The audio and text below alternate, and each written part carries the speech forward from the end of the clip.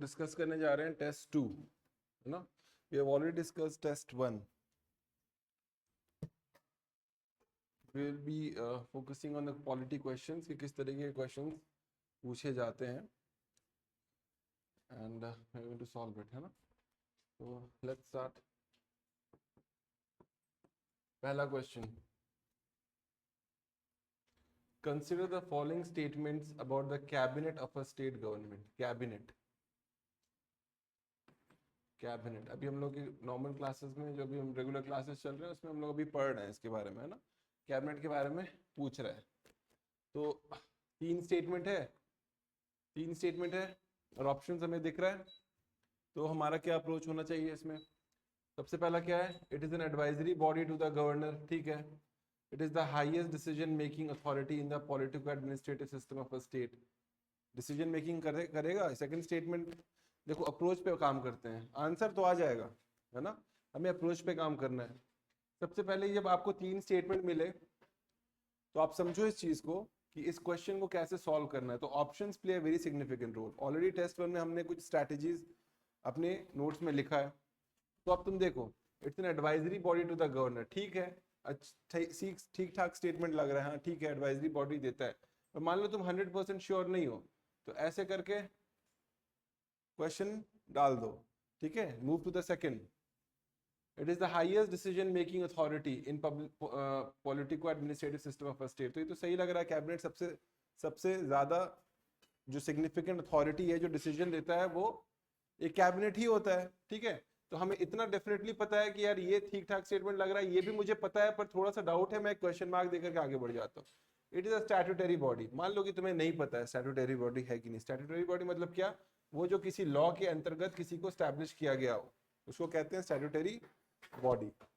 हमें इतना भी पता है कि कैबिनेट पूरे कॉन्स्टिट्यूशन में एक ही जगह ये वर्ड का इस्तेमाल किया गया है, जो 44th कॉन्स्टिट्यूशन अमेंडमेंट एक्ट के बाद ऐड किया गया है. ठीक है.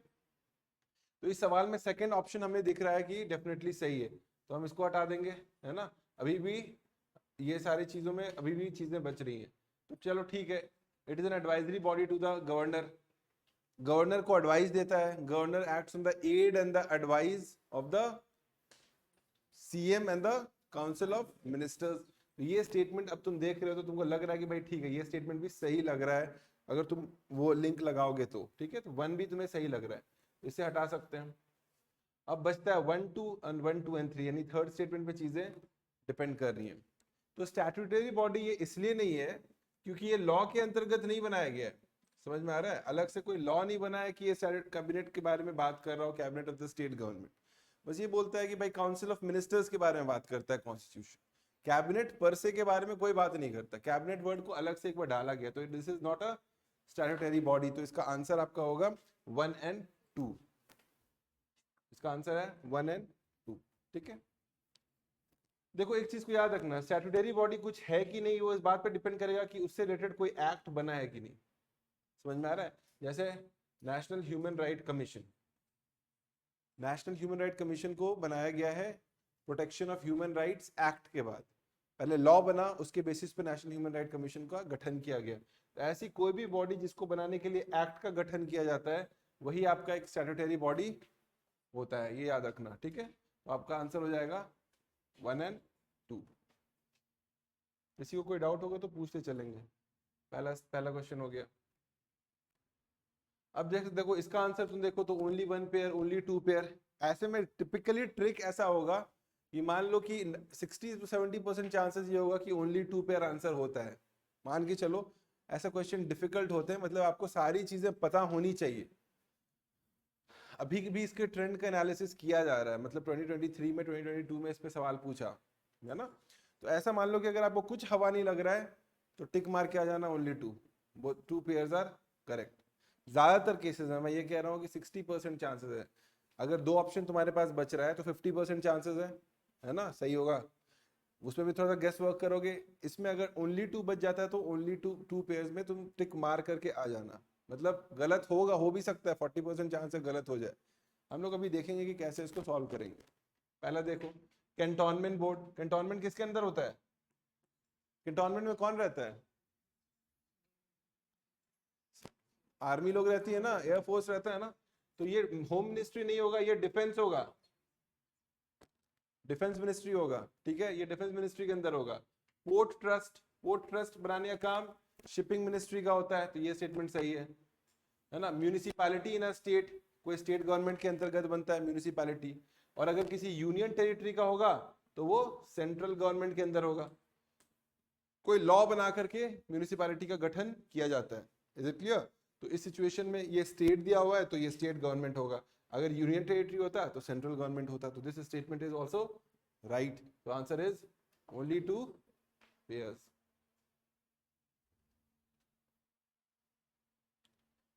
ऐसे वहां पे एक ट्रिक लिख दो, यूजुअली 60% चांसेस है कि ओनली 2 पेयर्स आपका सही होता है, ठीक है, लिख लो। अगर प्रीलिम्स में कभी आया और कुछ समझ में नहीं आ रहा है तो टिक मार के आ जाना। अब देखो, which of the following was not a reason, सबसे पहले अंडरलाइन करेंगे नॉट अ रीजन को, क्योंकि नॉट में तुम्हारा कंफ्यूजन हो सकता है। Behind adopting the present system of governor as against the direct election, मतलब गवर्नर प्रेसिडेंट, मैं क्लास में ऑलरेडी बताया हूं, प्रेसिडेंट वगैरह का क्या मोड होता है। प्रेसिडेंट का तो इनडायरेक्ट इलेक्शन होता है और गवर्नर को तो भेजा जाता है एज एन एजेंट। समझ में आ रहा है? जबकि तुम प्राइम मिनिस्टर प्लस इन सब जो भी होते हैं टिपिकली इनका डायरेक्ट इलेक्शन होता है ना। तो क्यों बताया गया, मैंने डॉक्टर राजेंद्र प्रसाद का क्लास में एक एग्जांपल दिया था, राजेंद्र प्रसाद और नेहरू जी के बीच कॉन्फ्लिक्ट पैदा होने का कि चांसेस बढ़ रहे थे। ऐसे सिचुएशन में क्या है, क्यों ऐसे डाला गया, तो देखो पहला सवाल, the direct election of the governor is compatible with the parliamentary system established in state. है क्या गवर्नर पार्लियामेंट्री सिस्टम के साथ कंपैटिबल हो सकता है क्या? ये तो तुम्हारा प्रेसिडेंशियल फॉर्म ऑफ गवर्नमेंट के साथ कंपैटिबल होता है। जैसे तुम यूएस में जाओगे तो गवर्नर ऑफ अ स्टेट होता है, कैलिफोर्निया का गवर्नर है ना, यूएस का प्रेसिडेंट, ये सब प्रेसिडेंशियल फॉर्म ऑफ गवर्नमेंट के साथ कंपैटिबल होता है। तो ये स्टेटमेंट सही है या गलत? गलत। तो यही पे पूछा, which of the following was not a reason, not a reason behind adopting, ठीक है। अगर मान लो होता वाज द रीजन तो मतलब ये गलत है, मतलब समझ रहे, आगे बढ़ते हैं। The mode of direct election is more likely to create conflicts between the governor and the chief minister, है ना। अगर गवर्नर भी डायरेक्ट इलेक्शन से आ रहा है, सीएम भी डायरेक्ट इलेक्शन से आ रहा है, तो दोनों में एक वर्चस्व की लड़ाई हो जाएगी कि नहीं। तो एस्टैब्लिश वंस ओन अथॉरिटी, बोले मैं भी तो आया हूँ डायरेक्ट इलेक्शन में, मतलब एक आईएएस और आईपीएस में कभी कभी कॉन्फ्लिक्ट होता है, समझते हो। जब तुम एक डिस्ट्रिक्ट में जाओगे तो तुम एक जिला को गवर्न करने की जिम्मेदारी आईएएस और आईपीएस दोनों को है। आईपीएस के अंदर में लॉ एंड ऑर्डर होगा और आईएएस के अंदर में ऑलमोस्ट लॉ एंड ऑर्डर के अलावा भी और भी बहुत सारी चीजें होंगी। पर कई बार क्या होगा ना, आईएएस का थोड़ा सा एक कह लो कि जलवा ज्यादा होता है, डिस्ट्रिक्ट में वो ज्यादा इन्फ्लुएंस वेल्ड करेगा, तो थोड़ा सा वो आईपीएस को नीचे भी दिखाने की कोशिश करता है कई बार। अब आईपीएस भी वर्दी पहना हुआ आदमी रहता है, उसको भी लगता है कि हम थोड़ी कम है, 2 मार्क्स कम आ गया तो क्या हो गया, लेकिन मेरिट लिस्ट में हम भी हैं, ठीक है। तो कई बार दोनों में वर्चस्व की लड़ाई होती है, हालांकि प्रिवेल आईएएस करता है ज्यादातर, क्योंकि आईपीएस का एसीआर लिखने की जिम्मेदारी होती है आईएएस की, मतलब कि आप जो मेरे साथ काम किए आप रेटिंग देंगे मेरे को कि कैसा रहा आप इस आईपीएस के साथ काम करने का, इसी को एसीआर रिपोर्ट कहते हैं, ठीक है, एसीआर रिपोर्ट। तो इसलिए आईएएस को थोड़ा सा ज्यादा पावर दे दिया गया है आईपीएस के कंपैरिजन में। तो इसी तरीके से ये ऐसा ना हो, इसीलिए डायरेक्ट इलेक्शन को दूर रखा गया है, क्योंकि ये इंसानी प्रवृत्ति है। तुम भी बोलोगे कि हम भी तो हैं, हम भी तो हैं, तो दोनों में एक डिफरेंस क्रिएट करने के लिए भाई सीएम है वो council of ministers direct elect होकर के आया है और उसकी जिम्मेदारी काउंसिल ऑफ मिनिस्टर्स की है डायरेक्टली, तो आपको ये ना हो, तो ये स्टेटमेंट सही है, ठीक है। The election of governor would create separatist tendencies and thus affect the political stability and unity of the country. क्या लग रहा है ये स्टेटमेंट आपको क्या लग रहा है? अगर इलेक्शन ऑफ द गवर्नर होगा तो it will create separatist tendencies and thus affect the political stability and the unity of the country. चलो ठीक है, स्टेटमेंट को थोड़ा देर के लिए रोक देते हैं, ठीक है। मान लो कि अगर आपको नहीं समझ में आ रहा है, मैं बोल रहा हूँ आप फर्स्ट हैंड अप्रोच कैसे रखेंगे। इस रीड किया आपने, आपको लगा भाई इलेक्शन ऑफ द गवर्नर कैसे सेपरेटिस्ट टेंडेंसीज क्रिएट करेगा, छोड़ दो थोड़ी देर के लिए। लास्ट स्टेटमेंट देखते हैं, elected governor would naturally belong to a party and would not be a neutral person and an impartial head. ये हो सकता है, मतलब किसी भी एक गवर्नर को आप भेज रहे हो तो किसी पार्टी से वो बिलोंग करेगा। वैसे तो गवर्नर कोई भी आदमी हो सकता है, हालांकि उसकी हिस्ट्री होती है कि वो पॉलिटिकल पार्टी से बिलोंग करता है, लेकिन ये अगर इलेक्टेड भेजेंगे तो कहीं ना कहीं उसका इन्फ्लुएंस और स्ट्रांग होगा कि वो वहां के पॉलिटिक्स में ज्यादा इंटरफेयर करेगा, न्यूट्रल नहीं रहेगा। तो ये स्टेटमेंट सही लग रहा है, समझ में आ रहा है? अब देखो ये स्टेटमेंट में एक स्टेटमेंट तुमको गलत मिल रहा है, ठीक है, दो स्टेटमेंट तुमको सही मिल रहा है, पर तुमको चूज क्या करना है? एक ऐसा स्टेटमेंट जो नॉट अ रीजन है। तो नॉट अ रीजन कौन सा लग रहा है? जो गलत है। समझ रहे हो? मान लो कि इवन दो ये तुमको नहीं पता है, एक सेकंड के लिए मैं जो समझाना चाह रहा हूँ वो समझो। आंसर लाना इंपॉर्टेंट बात नहीं है। यूपीएससी जब क्वेश्चन पूछेगा या प्रीलिम्स में जब सवाल पूछा जाएगा तो आपका अप्रोच क्या रहेगा, that is what the key is. Answer तक तो हम लोग आ जाएंगे, आपको मैं दे दूंगा एक्सप्लेनेटरी मॉडल आंसर्स, आप उससे टिक मार लो, वो इंपॉर्टेंट नहीं है। इस पूरे डिस्कशन का पर्पस ये है कि आप अपना एक माइंडसेट कैसे डेवलप करें यूपीएससी के क्वेश्चन को सॉल्व करने का। आंसर तक हम लोग पहुंच जाएंगे, सबको मैं मॉडल आंसर दे दूंगा, आप लोग लिख लेना, वो इंपॉर्टेंट नहीं है। हम लोग ट्रिक सीख रहे हैं, क्वेश्चन को सॉल्व करने का ट्रिक सीख रहे हैं। मैंने सबसे पहले क्या किया? नॉट अ रीजन को यहाँ पे अंडरलाइन किया, ताकि आप याद रखना कि जो टिक होगा वो नहीं जाएगा, माइनस जो गलत है वो जाएगा, क्योंकि जो माइनस है, जो गलत है वो माइनस हो गया, जो गलत है वो माइनस हुआ, तो माइनस माइनस याद रखना। अक्सर क्या होगा ना, तुमको सही आंसर पता है पर वो नॉट तुम रीड नहीं कर पाओगे ना, तो तुम गलत मार्क करके आ जाओगे। तो जब भी तुमको नॉट अ रीजन दिखे ना, या नॉट लिखो तो वहां पे एक माइनस लिख दो। ये भी एक ट्रिक लिख लो। जब भी तुमको यहां पर कुछ ऐसा दिखे नॉट अ रीजन, तो उसको अंडरलाइन करो, नॉट को अंडरलाइन करो और उसके बगल में लिख दो एक माइनस। नॉट वर्ड कहीं पे भी देखे, हालांकि यूपीएससी के पेपर में अगर कहीं भी नॉट वर्ड यूज करेगा ना, तो वो तुमको बोल्ड में यूज करेगा, बोल्ड, तो तुम्हें दिख जाएगा, लेकिन तुम एक स्टेप आगे रहोगे, तुमको कंपटीशन से तुमको एक स्टेप आगे रहना। तो नॉट को अंडरलाइन करो और वहां पे एक नेगेटिव साइन दे दो। क्यों दे रहे हो? ताकि क्या होगा कि अगर तुम आंसर ला रहे हो तो तुमको ये टिक तुम देखे तो तुमको लगेगा कई बार कि यही सही आंसर है। Are you getting the point? ये जो सही है ना, इससे इन्फ्लुएंस मत होना, ये भी सही है, ये भी सही है। तो जो भी गलत हो रहा है ना, तो वहां पे तुम माइनस डाल देना, तो माइनस माइनस जहां पे प्लस होगा ना, वही आंसर होगा। ये लिख लो, ये ट्रिक में ये वाली चीज की, अगर जहां पे भी नॉट अ रीजन है उसको अंडरलाइन करो, put a minus sign over there, and the following option whatever is minus that becomes a plus.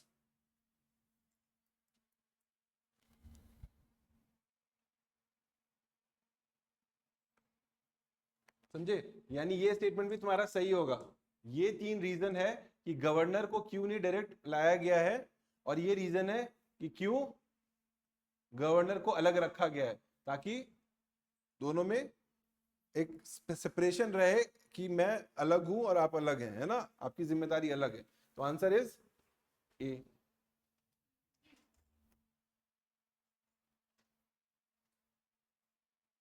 देखो अभी हम लोग पार्लियामेंट्री, अभी हम लोगों ने मतलब जिस बैच में मैं पढ़ा रहा हूँ, अभी हम लोगों ने वहां तक नहीं आया, अर्बन लोकल बॉडीज तक, लेकिन चलो ठीक है, इसको देख लेते हैं। प्रीवियस बैच में मैं पढ़ा चुका हूँ।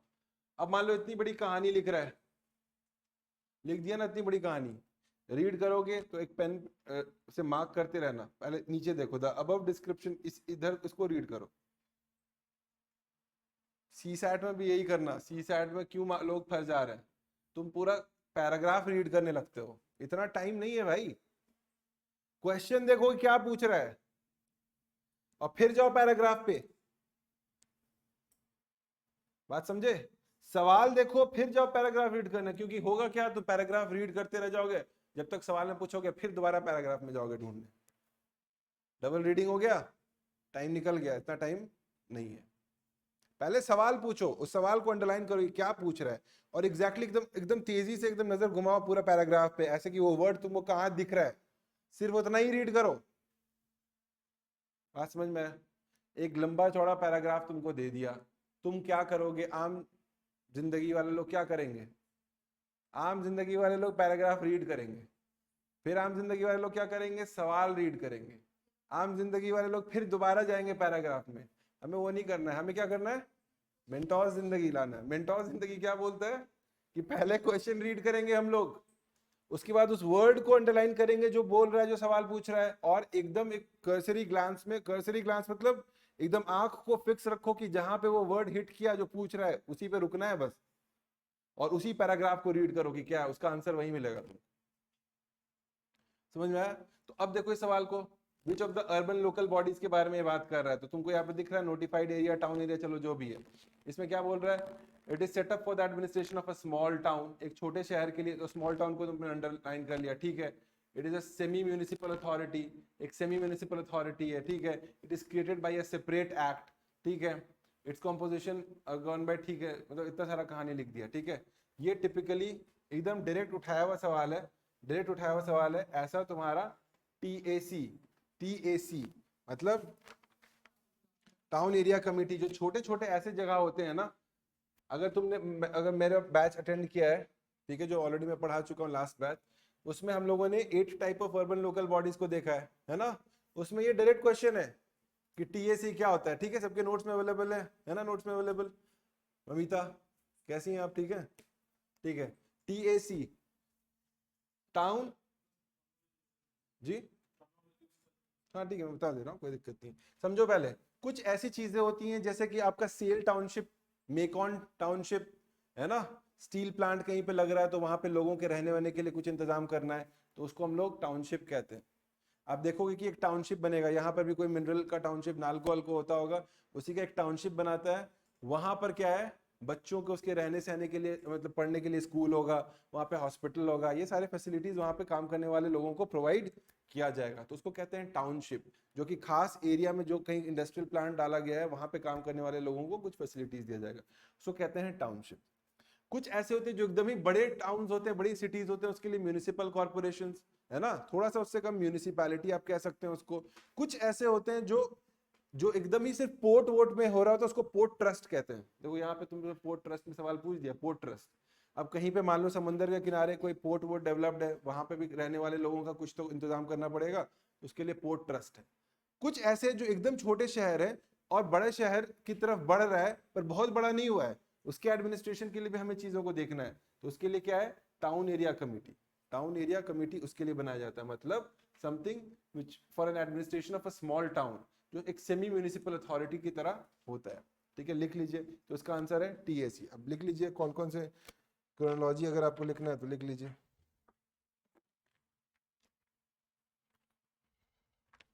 तो क्या क्या होता है, सबसे पहले आप लिख सकते हैं टाउनशिप, टाउनशिप लिख दीजिए। टाउनशिप एक तरीके का कॉलोनी होता है, it's a type of colony built near the plant.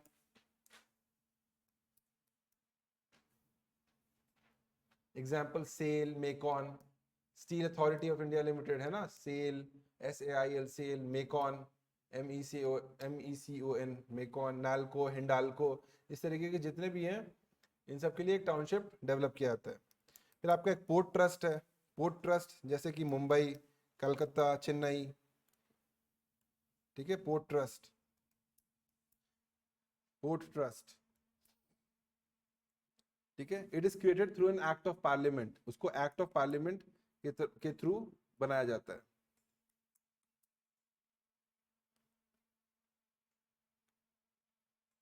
ठीक है।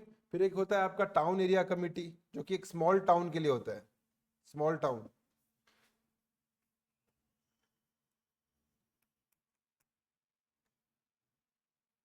ठीक है, स्मॉल टाउन के लिए होता है। एक होता है notified area committee, which is created for the administration of 2 types of areas.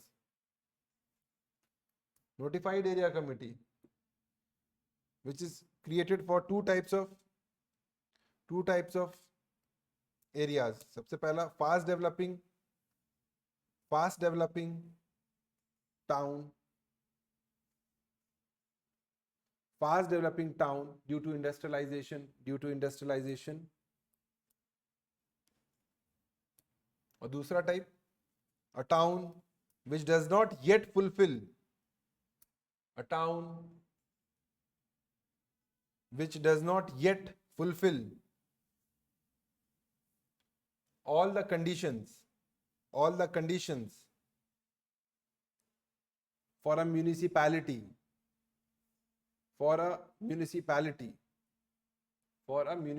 मतलब म्यूनिसिपैलिटी एक थोड़ा सा रीजनेबली बड़ा टाउन होगा ना, तो उसके लिए म्यूनिसिपैलिटी होगा।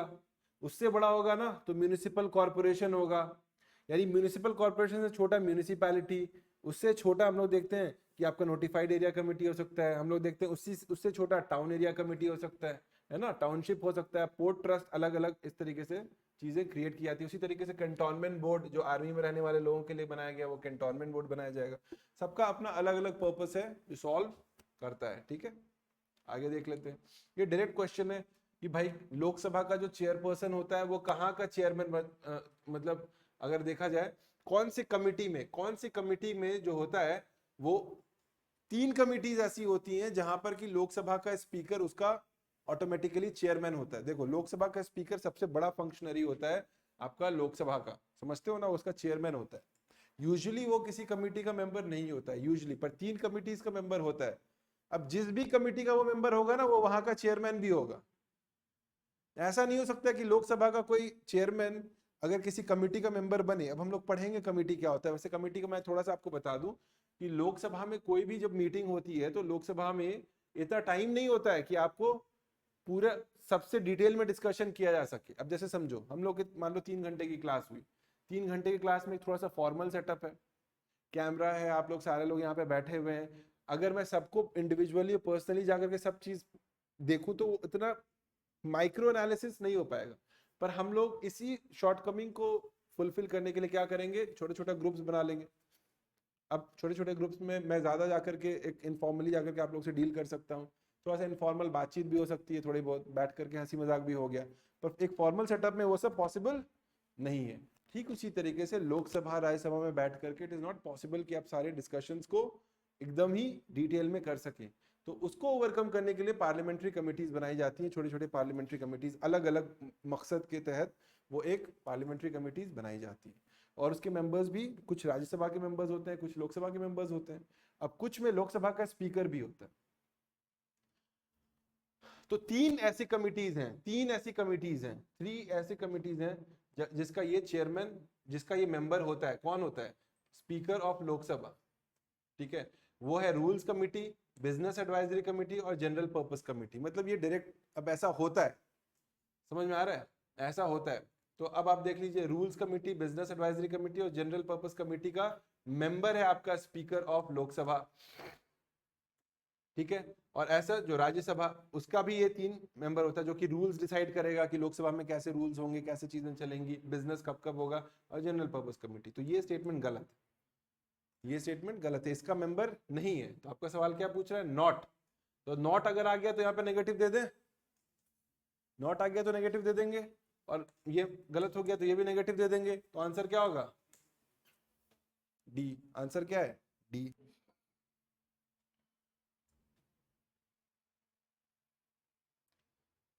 जिन जिन का भी अभी प्रीलिम्स नहीं हुआ है, यूपीएससी का स्टेट सर्विस आ रहा है, उस पर फोकस कीजिए, है ना। हर स्टेट सर्विस में आप, ये सब बहुत सिंपल सिंपल क्वेश्चन है, तो स्टेट सर्विस में यही सब सवाल पूछता है, डायरेक्ट सवाल। अब देखिए, पंचायती राज कमेटी का क्रोनोलॉजिकल ऑर्डर आपसे पूछा है कि बताओ कहाँ कहाँ पे क्या क्या कमेटी है, जिसका सीक्वेंस क्या क्या होगा। तो एकदम नोट्स में है, डायरेक्ट नोट्स में है, अगर जो भी पढ़ा चुका हूँ उसके डायरेक्ट नोट्स में। अब देखो, अशोक मेहता कमेटी जो है ना, वो देखते हैं कि अशोक मेहता कमेटी जब बनी है तो 1977 में बनी है, 1977 में बनी है। एलएम सिंघवी की जो कमेटी है वो 1986 में बनी है, और जीवी के राव कमेटी बनी है 1985 में। ये एकदम डायरेक्ट नोट से उठा करके सवाल पूछ दिया है। ठीक है, 77 में अशोक मेहता कमेटी बनी है, एलएम सिंघवी 86 में बनी है, और जीवी के राव की कमेटी 1985 में बनी है। और इन सब में से ज्यादातर का रिकमेंडेशन यही था कि कॉन्स्टिट्यूशनलाइजेशन होना चाहिए पंचायती राज का। पहले क्या हो रहा था, पंचायती राज का इलेक्शन जो है वो रेगुलरली नहीं हो रहा था, है ना। गांधी जी ने ग्राम स्वराज का जो एक आइडिया दिया था, वो उसका स्वरूप नहीं आ पा रहा था। Nehru ji was very certain कि हमें एक सेंट्रलाइज्ड गवर्नेंस चाहिए, है ना। और गांधी जी ने क्या बोला था कि हमें ग्राम स्वराज चाहिए, स्टेटलेस, एक तरीके के अनार्किस्ट आप कह सकते हैं कि वो अनार्किस्ट थे। नेहरू जी ने रियलाइज किया कि अगर हम उन पे छोड़ देंगे, आम जनता लोगों पे छोड़ देंगे, तो हमारा देश का विभाजन होने का खतरा और बढ़ जाएगा। तो हमें एक सेंट्रलाइज्ड गवर्नेंस सिस्टम चाहिए। एंड अल्टीमेटली हम लोगों ने शिफ्ट किया एक क्वाजी फेडरल सेटअप में, है ना। तो अब इसकी वजह से क्या हुआ, ये पंचायती राज का जो सपना था ना, वो बहुत दिनों, बहुत सालों तक कभी अचीव कर नहीं पाए हम लोग। तो इसलिए बीच बीच में कमिटीज बना बना करके रिकमेंडेशन लिया जाता है, बताओ भाई पंचायती राज को और कैसे सशक्त कर सकते हैं। तो अल्टीमेटली हम लोग देखते हैं अशोक मेहता से शुरू होते हुए LM सिंघवी, GVK राव, तो इससे पहले भी बलवंत राय मेहता का कमेटी बना और भी बहुत सारी कमिटीज बनी है, पर इनके सीक्वेंस को अगर हम लोग देखेंगे तो 3, 1 और 2, तो आंसर है D. It's a very easy question, direct notes से है आपके सवाल पूछे गए, ठीक है। और जिनकी क्लासेस अभी चल रही हैं वो तो हम लोग इवेंचुअली करेंगे, कोई दिक्कत की बात नहीं है। अब देखो 7th question, which of the following amendments of the Indian constitution made the declaration of national emergency immune from judicial review. मतलब जुडिशियल रिव्यू तुम नहीं कर सकते हो नेशनल इमरजेंसी का, ऐसा कौन सा कॉन्स्टिट्यूशन अमेंडमेंट है जिसको लाया गया? नेशनल इमरजेंसी कौन लेकर के आया? वैसे इंदिरा गांधी से पहले भी 2 बार नेशनल इमरजेंसी लगाया गया है, पर उस वक्त ये नहीं समझा गया था कि नेशनल इमरजेंसी का कैसे मिसयूज किया जा सकता है। इंदिरा गांधी उसको एक अलग लेवल पे ले गई नेशनल इमरजेंसी, हम लोग पढ़ेंगे नेशनल इमरजेंसी। तो इंदिरा गांधी क्या की, उनको कोई रेजिस्टेंस नहीं चाहिए था भाई, मेरे को कोई रेजिस्टेंस चाहिए ही नहीं, जुडिशरी से रेजिस्टेंस आता है, तो उन्होंने बोला कि भाई मेरे को कोई रेजिस्टेंस नहीं चाहिए। अब मान लो ये सवाल तुमको नहीं भी पता है, तो इतना तुमको पता है कि जनता पार्टी की सरकार कब आई? 1977 में हम लोग देखते हैं कि उसकी सरकार आ गई थी, 1977, ठीक है। अब तुम मेरे को बताओ कि 42nd कॉन्स्टिट्यूशन अमेंडमेंट एक्ट कब आया? 1976। ये कब आया तुम्हारा, क्या बोलते हैं, नेशनल इमरजेंसी कब लगा? 75, 71। इंदिरा गांधी ने जो लगाया वो हम लोग देखते हैं कि 1975 में जो प्रॉब्लमैटिक सिनेरियो क्रिएट हुआ वो 75 में क्रिएट हुआ। इतना कहानी तुमको पता है अगर, तो तुम समझ सकते हो कि ये जो भी कॉन्स्टिट्यूशन अमेंडमेंट एक्ट किया गया होगा वो या तो 74, 75, 76, 77 के बीच में ही किया गया होगा, इतना पता है। और इंदिरा गांधी की होगी। अब देखो 44th के टाइम में कौन था? जनता था, तो ये तो होगा नहीं, ये नहीं होगा। 42nd कॉन्स्टिट्यूशन अमेंडमेंट एक्ट कब आया था? 1976। नेशनल इमरजेंसी कब लगा है? 1975। तो इंदिरा गांधी जब नेशनल इमरजेंसी लगा रही होंगी तभी वो सोची होंगी ना भाई कि मेरे को अभी करना है, वो 1-1.5 साल के बाद थोड़ी सोचेंगी। तुम इंदिरा गांधी बन जाओ थोड़ी देर के लिए, अरे अभी भूख लगी है तो अभी खाना खाएंगे कि 2 दिन के बाद खाना खाएंगे? अभी भूख लगी है तो अभी खाना खाएंगे। ये बना है 76 में, इस वक्त तक इंदिरा गांधी हट चुकी है, इसके थ्रू तो जितना भी नेशनल इमरजेंसी में दिक्कत हुआ उसको ठीक किया गया। मतलब ये तो बोला कि अब तो तुम जुडिशियल रिव्यू होगा ही होगा, और रिटर्न भी चाहिए कैबिनेट के थ्रू, ये तो अच्छी चीज हो गई। और ये थोड़ा बाद में हुआ, तो आंसर है ए, 38 कॉन्स्टिट्यूशनल अमेंडमेंट एक्ट। आंसर तक कैसे पहुंचना है समझ में आया? थोड़ा सा ना डेट्स को याद रखना होगा, कहानी सोचो। 38 कॉन्स्टिट्यूशन अमेंडमेंट एक्ट को लाया गया, 38 कॉन्स्टिट्यूशन अमेंडमेंट एक्ट लाया गया जिससे कि नेशनल इमरजेंसी को इम्यून कर दिया गया, ठीक है। अब देखो ये सवाल क्वेश्चन नंबर 8, हालांकि ये पॉलिटी का सवाल नहीं है लेकिन फिर भी देख लेते हैं सवाल कैसे सॉल्व करना है। 4 स्टेटमेंट है, 4 स्टेटमेंट अगर है और तुम रीड कर रहे हो, तुमसे पूछ रहा है पर्टिकुलरली वल्नरेबल ट्राइबल ग्रुप्स के बारे में पूछ रहा है, PVTGs के बारे में पूछ रहा है, ठीक है। एक तो सबसे पहले अगर तुमको रीड भी नहीं करना है ना, तो तुम थोड़ा सा यहाँ पे बैठ करके, ये प्रैक्टिस से आएगा, थोड़ा सा तिकड़म लगाओ। तिकड़म क्या है कि भाई अगर मैं ये 4 को कट कर दूं, अगर एक स्टेटमेंट को कट हो जाएगा तो मेरा आंसर आ जाएगा, ऐसा भी सोचो। जब भी 4 स्टेटमेंट आ जाए तो तिकड़म मैं बता रहा हूँ। फिर सोचो 3 को भी कट कर दूंगा तो एक ही बचेगा, 2 को भी कट कर दूंगा तो एक ही बचेगा, और 1 को, यानी ये ऑप्शंस के थ्रू नहीं जाएगा। समझ रहे हो? ऑप्शन से पहले तुम ढूंढोगे कहीं कुछ आसान रास्ता मिल जाए, ऐसा कुछ दिख नहीं रहा है, मतलब तुमको अब रीड पढ़ना पड़ेगा भाई, इतना तो करना पड़ेगा, वहां तो पढ़ना ही पड़ेगा। अब देखो Irular and Konda Reddy tribes are included होगा, मेरे को क्या मालूम।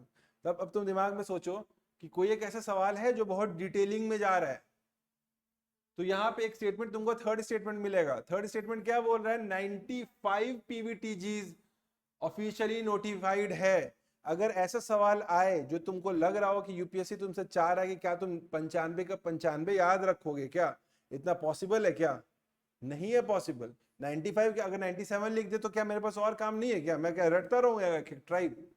ऐसा जब भी कुछ एक बीच का कोई यकीन दिलाने वाला काम करे ना यूपीएससी, तो समझ जाओ झूठ बोल रहा है। समझ में आ रहा है? जो भी इंसान ज्यादा यकीन दिलाने का बात करे, तुमको मेरे पे यकीन नहीं है क्या, जब ऐसा कोई बोल दे तो एकदम उस पर यकीन नहीं करने का है, ठीक है?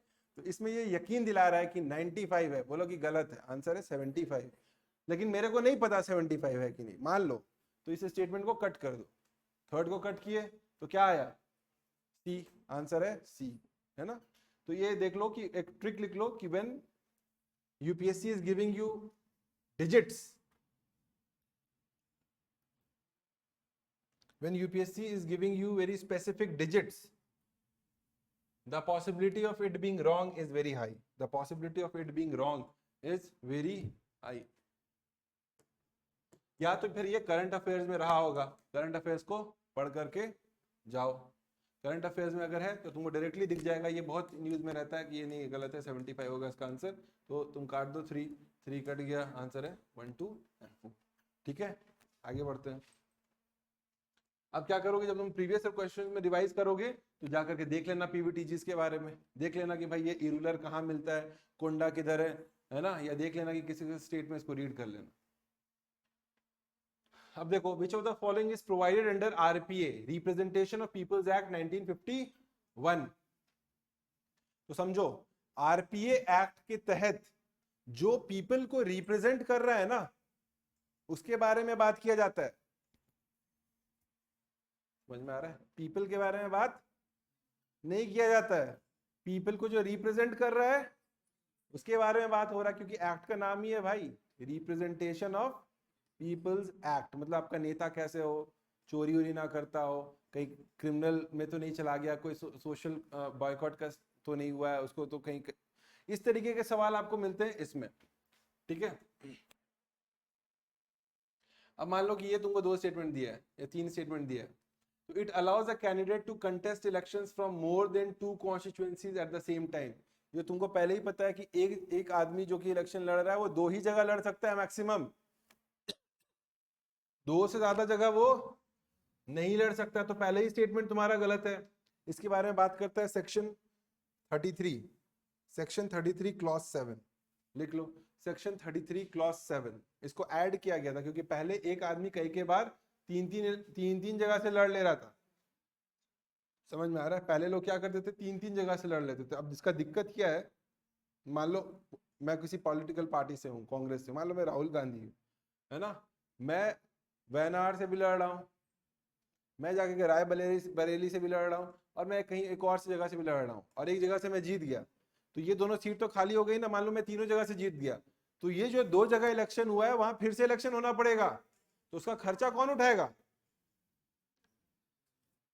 पॉलिटिकल पार्टी खर्चा नहीं उठाती है बॉस, मतलब ये उसकी जिम्मेदारी नहीं है कि आप सीट खाली कर रहे हो भाई तो अब जो भी खर्चा पानी होगा वो तुम ही दोगे, नहीं, इलेक्शन कमीशन या जो भी अरेंजमेंट उसको करना पड़ता है, तो ये तुम्हारे स्टेट एक्सचेकर पे नुकसान होता है। पहले क्या करते थे लोग, गारंटी के लिए 3 जगह से लड़ लिए, ऐसा नहीं हो सकता है, अब अलाउ करते हैं मैक्सिमम तुमको 2 जगह से, ठीक है? अभी के टाइम पे अगर देखा जाए तो it allows a candidate to consider from more than 2, ये स्टेटमेंट तो गलत है, तो 1 को तुम कट कर दो, 1 को कट कर दिए, 1 को कट कर दिए, बचा तुम्हारा 2 एंड 3 और 2, तो 2 तो डेफिनेटली सही है। अब थर्ड पे हम लोग आ जाते हैं, a person confined in prison can vote in elections. A person confined in prison, भाई मेरे तो वो तो एक व्यक्ति की बात हो रही है ना, जो वोट करने वाला व्यक्ति है, ये रिप्रेजेंटेटिव की बात थोड़ी हो रही है। एक व्यक्ति जो जेल में है या लीगली वो कन्फाइंड है कहीं पर, वैसे भी वोट नहीं कर सकता। समझ में आ रहा है? लेकिन वैसे भी ये बात आरपीए नहीं कर रहा है। सवाल तुमसे क्या, which of the following are provided, इस एक्ट में इसके बारे में नहीं है, अगर होगा भी मान लो एक सेकंड के लिए तो आरपीए में नहीं है, क्योंकि ये आरपीए आपका रिप्रेजेंटेटिव के बारे में बात करता है, ना कि किसी एक व्यक्ति विशेष के बारे में बात कर रहा है। तो ये स्टेटमेंट क्या है, गलत है। तो क्या होगा आंसर, 2 ओनली। आंसर पे पहुंच गए, 2 ओनली, 2 ओनली।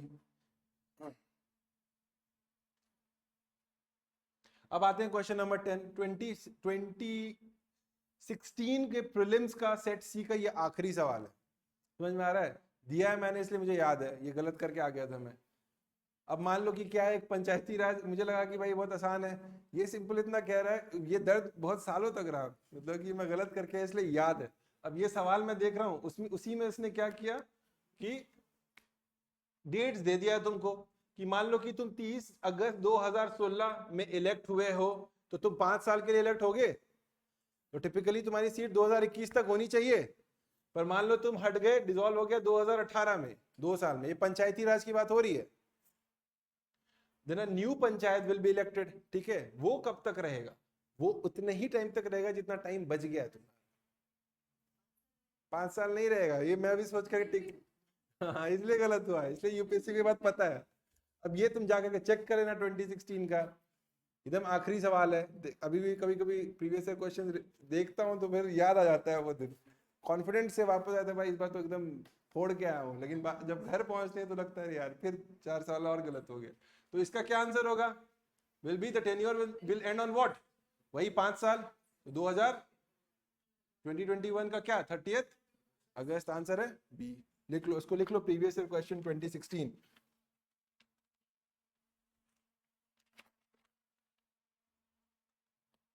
इम्पीचमेंट अभी क्लास में पढ़ाया मैंने, है ना। अब देखो 4 स्टेटमेंट है, 4 स्टेटमेंट है ना, तो पूरा रीड करने की जरूरत है कि नहीं वो तुम देख लेना, ठीक है।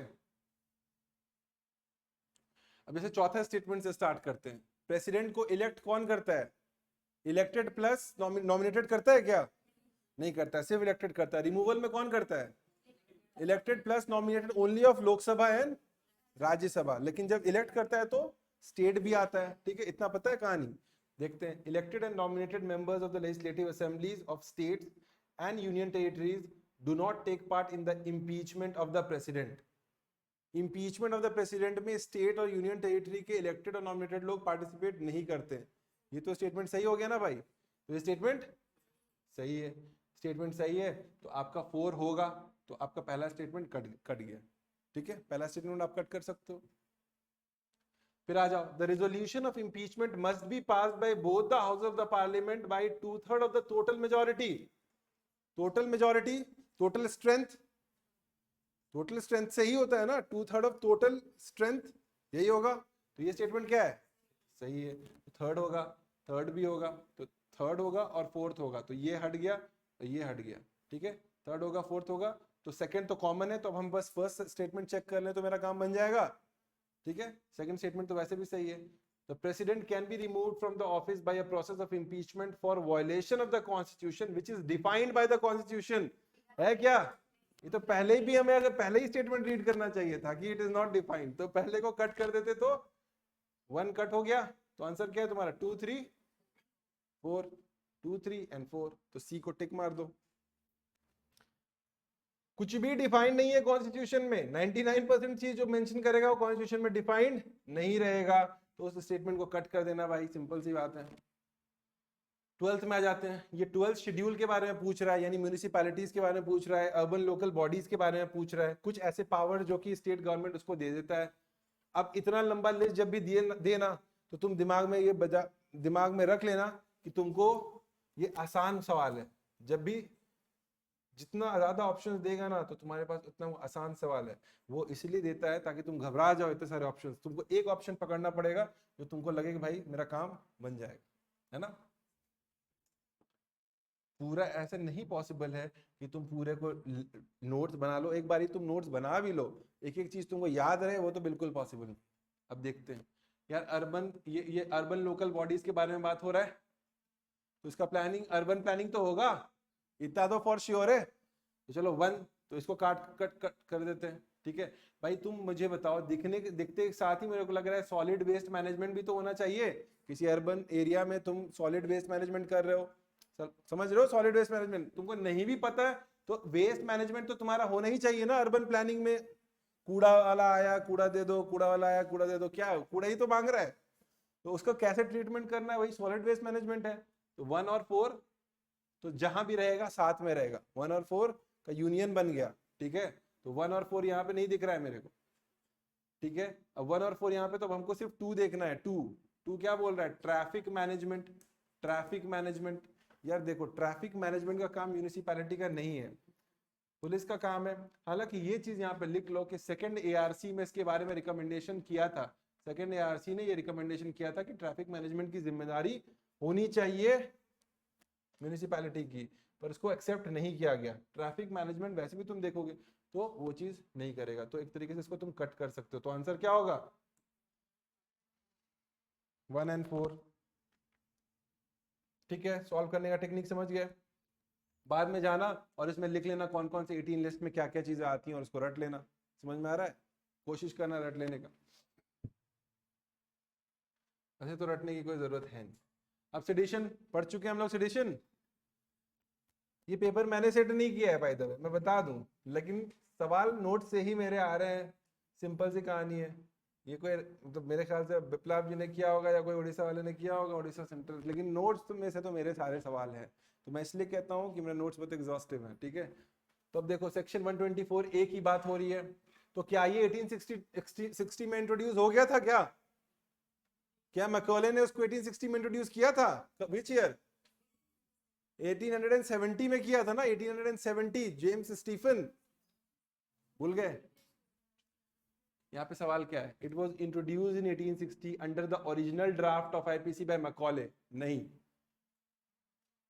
वमिता है कि नहीं? सेडिशन में आपने पढ़ा, याद है ये वाली चीज? 1870 में जेम्स स्टीफन ने किया। मेरे नोट्स का पहला दूसरा लाइन है, देख लीजिए अगर कोई लाए हैं, देखिए नोट्स, सेडिशन लॉ चेक कीजिए। अगर थोड़ा सा भी पढ़ के जाओगे, डायरेक्ट सवाल है। क्या लिखा हुआ है? ठीक है, डायरेक्ट है, इट वाज एडेड लेटर। ये भी लिखा होगा कि it was not added in the original draft. देखो डायरेक्ट पिक करके डाल दिया, it was not added in the original draft. तो ये डायरेक्ट तो तुम्हारा सवाल यहाँ से बन रहा है। Is it clear? तो it was introduced in 1860। It was introduced in 1860 under original draft of IPC by Macaulay. ये स्टेटमेंट गलत है। ठीक है, अब ये स्टेटमेंट अगर गलत है तो तुम कट कर दोगे इसको, इसको चला गया, बच रहा है तुम्हारा 2 and 3 और 2 and 4। तो 2 स्टेटमेंट सही है। अच्छा देखो, अब यहाँ पे सेकंड स्टेटमेंट जब मैं आज इसको इवैल्यूएट कर रहा था तो कुछ जगह पे मुझे बाल गंगाधर तिलक पहले है ये चीज नहीं है, कुछ जगह पे लिखा है कि पहले है। जैसे मैंने नोट्स में क्या लिखा है, जोगेंद्र नाथ बोस के बारे में लिखा है, चेक कीजिए क्या लिखा है।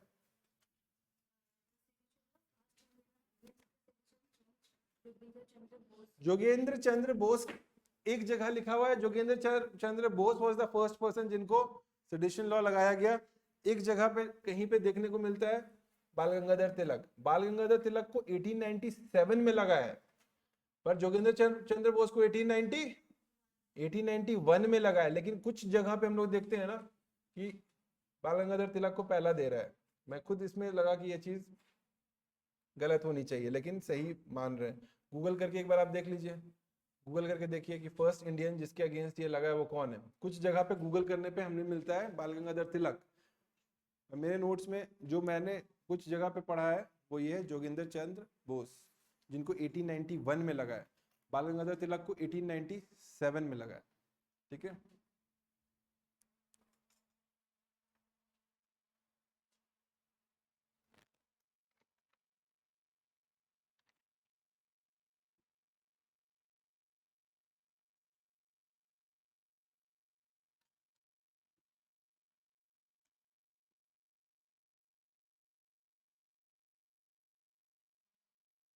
जोगेंद्र चंद्र बोस आ रहा है 1891।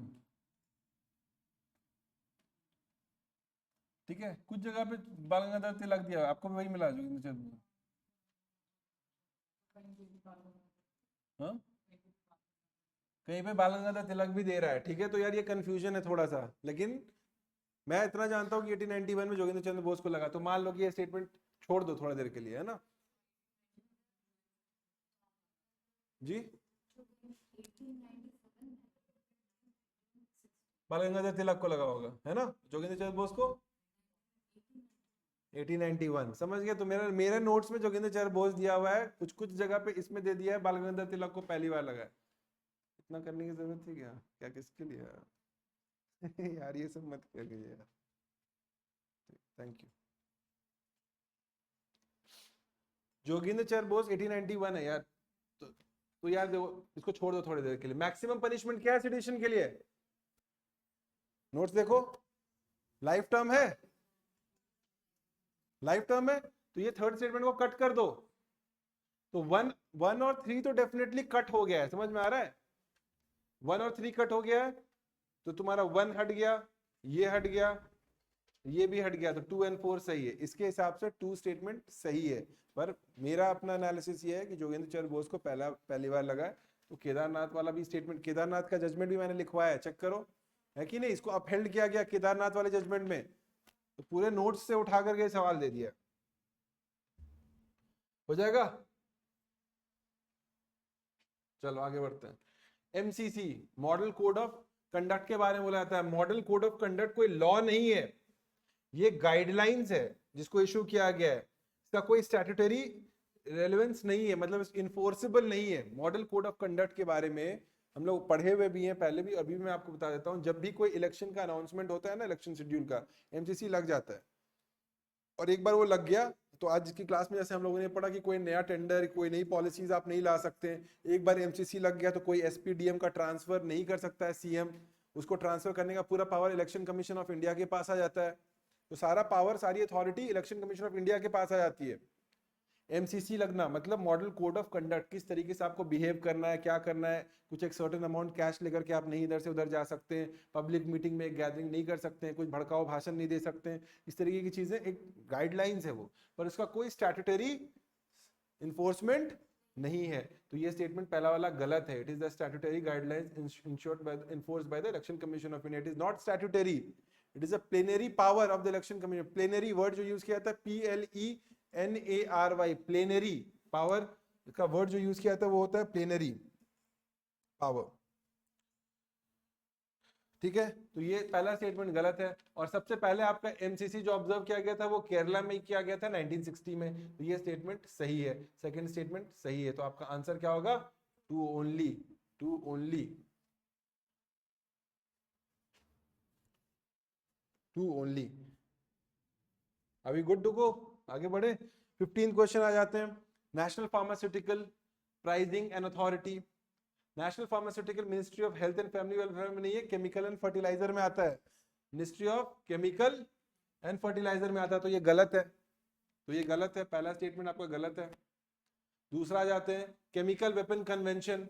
केमिकल वेपन कन्वेंशन, ऐसा कोई भी खतरनाक टाइप का केमिकल वेपन, एटॉमिक एनर्जी, ये सब जो अगर आता है ना, वो पीएमओ के अंदर आता है। पीएमओ के अंदर पीएमओ खुद अपने पास रखता है। स्पेस, साइंस एंड टेक, ये सब अपने पास रखता है पीएमओ, समझ में आ रहा है? स्पेस हो गया, एटॉमिक एनर्जी हो गया, केमिकल वेपन हो गया, ये सब अपने पास रखता है और उसको कैबिनेट सेक्रेटरिएट के थ्रू अपना काम करवाता है। तो ये स्टेटमेंट सही है, पीएमओ, तो ये स्टेटमेंट सही है। अब देखो office of principal scientific adviser, ministry of science and technology, ये स्टेटमेंट गलत है। ये भी तुम्हारा कैबिनेट सेक्रेटरी के अंदर होगा, पीएमओ के पास होगा, तो ये स्टेटमेंट भी गलत है। Office of registrar general and census commissioner, जो आपका सेंसस वेंसस लाता है ना, सेंसस जो गिनती करता है, जनगणना सो कहते हैं, वो आपका होम अफेयर्स के अंदर होता है, तो उसको टिक मारो। यहां पर कितने आंसर सही है? अगर नहीं भी आता तो 2 मार देते भाई, समझ में आ रहा है ना? 2 मार के निकल जाना, सोचना मत, ज्यादा टेंशन मत लेना, आगे बढ़ जाते हैं। क्वेश्चन नंबर 16 में आ जाए। Are you on the same page? समझ में आ रहा है ना? कोई डाउट हो तो पूछिएगा। देखिए क्या स्पेशल प्रोविजंस है। स्पेशल प्रोविजंस जो है वो पार्ट 21 ऑफ इंडियन कॉन्स्टिट्यूशन में इसके बारे में बात किया जाता है। देखो हमारा पूरा कॉन्स्टिट्यूशन सब में ना सिमेट्रिकली अप्लाई नहीं होता है, एसिमेट्रिकल प्रोविजंस हैं। जैसे कश्मीर में आर्टिकल 370 था, है ना, उसको हटा दिया गया अभी। उसी तरीके से ऐसे बहुत सारे छोटे छोटे स्टेट्स में कुछ कुछ रीजन्स हैं, जैसे विदर्भा हो गया, मराठवाड़ा हो गया, ये सब जो जगह है उनके लिए अलग अलग प्रोविजंस बनाए गए हैं ताकि उनपे स्पेशल फोकस दिया जा सके गवर्नर के द्वारा। स्पेशल रिस्पॉन्सिबिलिटीज दी गई है गवर्नर को कि उन एरियाज के लिए वो स्पेसिफिक काम करे। अब गवर्नर की स्पेशल रिस्पॉन्सिबिलिटी एक तरीके से मतलब कि जो सेंट्रल गवर्नमेंट है वो डायरेक्टली उसको कंट्रोल करना चाहता है, यानी स्टेट में होते हुए भी उस रीजन में कंट्रोल जो होता है ना वो गवर्नर के थ्रू सेंटर करता है। कुछ कुछ जगहों पर मराठवाड़ा पानी की कमी है, सौराष्ट्र हो गया, मराठवाड़ा हो गया, इन सब जगहों के लिए हम लोग देखते हैं एसिमेट्रिकल प्रोविजंस क्रिएट किए गए हैं। जो हम लोग देखते हैं 371 ए बी सी डी, इस तरीके के प्रोविजंस को क्रिएट किया जाता है। तो देखो the president can establish a separate development board for Vidarbha and Marathwada region. ये गलत है क्योंकि प्रेसिडेंट नहीं है, गवर्नर है। तो सबसे पहले तो ये नोट कर लो, ये पार्ट 21 में दिया जाता है, तो पहला स्टेटमेंट आपका गलत है। ये प्रेसिडेंट नहीं होगा, इसको कट कर दो, ये गवर्नर होगा। तो पहला स्टेटमेंट आपका गलत है, तो 1 हट गया। मुझे नहीं पता फोर्थ क्या है, एक बार फोर्थ देख लेते हैं। फोर्थ में 1 है क्या? फोर्थ में भी है, तो 1 हट गया। ठीक है, तो ये हट गया और वो हट गया। अब बचता है 2 और 3 में से, दोनों में से क्या सही है वो देख लो। तो देखो ये जो थर्ड स्टेटमेंट है ना आपका, उसके बारे में बात किया था 371J में। और ये जो पहला वाला स्टेटमेंट है ना, इसके बारे में आपकी बात की जाती है 371। देख लेते हैं इसको। आर्टिकल्स आजकल याद रखिए थोड़ा बहुत।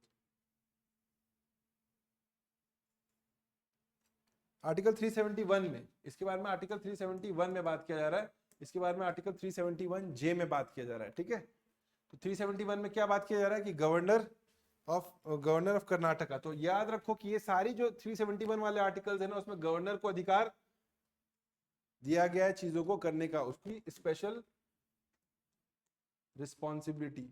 Governor special responsibility is being mentioned in these article, series of articles. अलग अलग स्टेट्स के लिए अलग अलग प्रोविजन दिए गए। तो ये स्टेटमेंट जो है ना, ये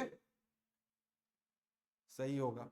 मान लो फिर भी तुमको समझ में नहीं आता, तो ऐसा समझना कि डेवलपमेंट बोर्ड के बारे में बात कर रहा है। डेवलपमेंट बोर्ड ये एकदम तब जब एकदम लॉजिक से ही काम करना है, पढ़ लिख के नहीं आया हो, है ना, पर आकर के बैठ गए हो। तो डेवलपमेंट बोर्ड यहाँ पे बात कर रहा है, कुछ स्पेसिफिक रीजन के बारे में बात कर रहा है। यहाँ पे भी तो डेवलपमेंट बोर्ड के बारे में बात कर रहा है।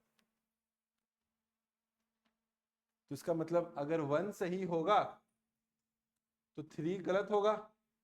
मेरे को नहीं मालूम कौन सही है, पर अगर क्योंकि यहाँ पे प्रेसिडेंट लिखा हुआ है, एक का डेवलपमेंट बोर्ड प्रेसिडेंट देखेगा, एक का डेवलपमेंट बोर्ड गवर्नर देखेगा, तो लॉजिकल बात तो नहीं बन रहा है भाई। डेवलपमेंट बोर्ड देख रहा है तो सब एक ही देखेगा ना, कोई टिपिकली देखना चाहिए। यहाँ पे वर्ड डेवलपमेंट बोर्ड विदर्भ और मराठवाड़ा क्यों? क्योंकि ये पिछड़ा इलाका है। इसी तरीके से कुछ एक हैदराबाद कर्नाटक रीजन का भी डेवलपमेंट बोर्ड बोल रहा है, सेपरेट वो भी। तो ये दोनों में एक ही कोई होना चाहिए। तो इसका मतलब जहां 1 होगा वहां पे 3 नहीं होगा, और जहां पे 1 नहीं होगा, वहां जहां पे 3 होगा वहां पर 1 नहीं होगा। इतना समझ में आया? तो अब देख लो, अब ऐसा वो भिड़ता है कि नहीं। तो देख लो यहाँ पे नहीं भिड़ रहा है, यहाँ पे 1 और 3 साथ में, इसको हटा सकते हैं। तो सही तो ये भी हो सकता है, ये भी हो सकता है, ये भी हो सकता है।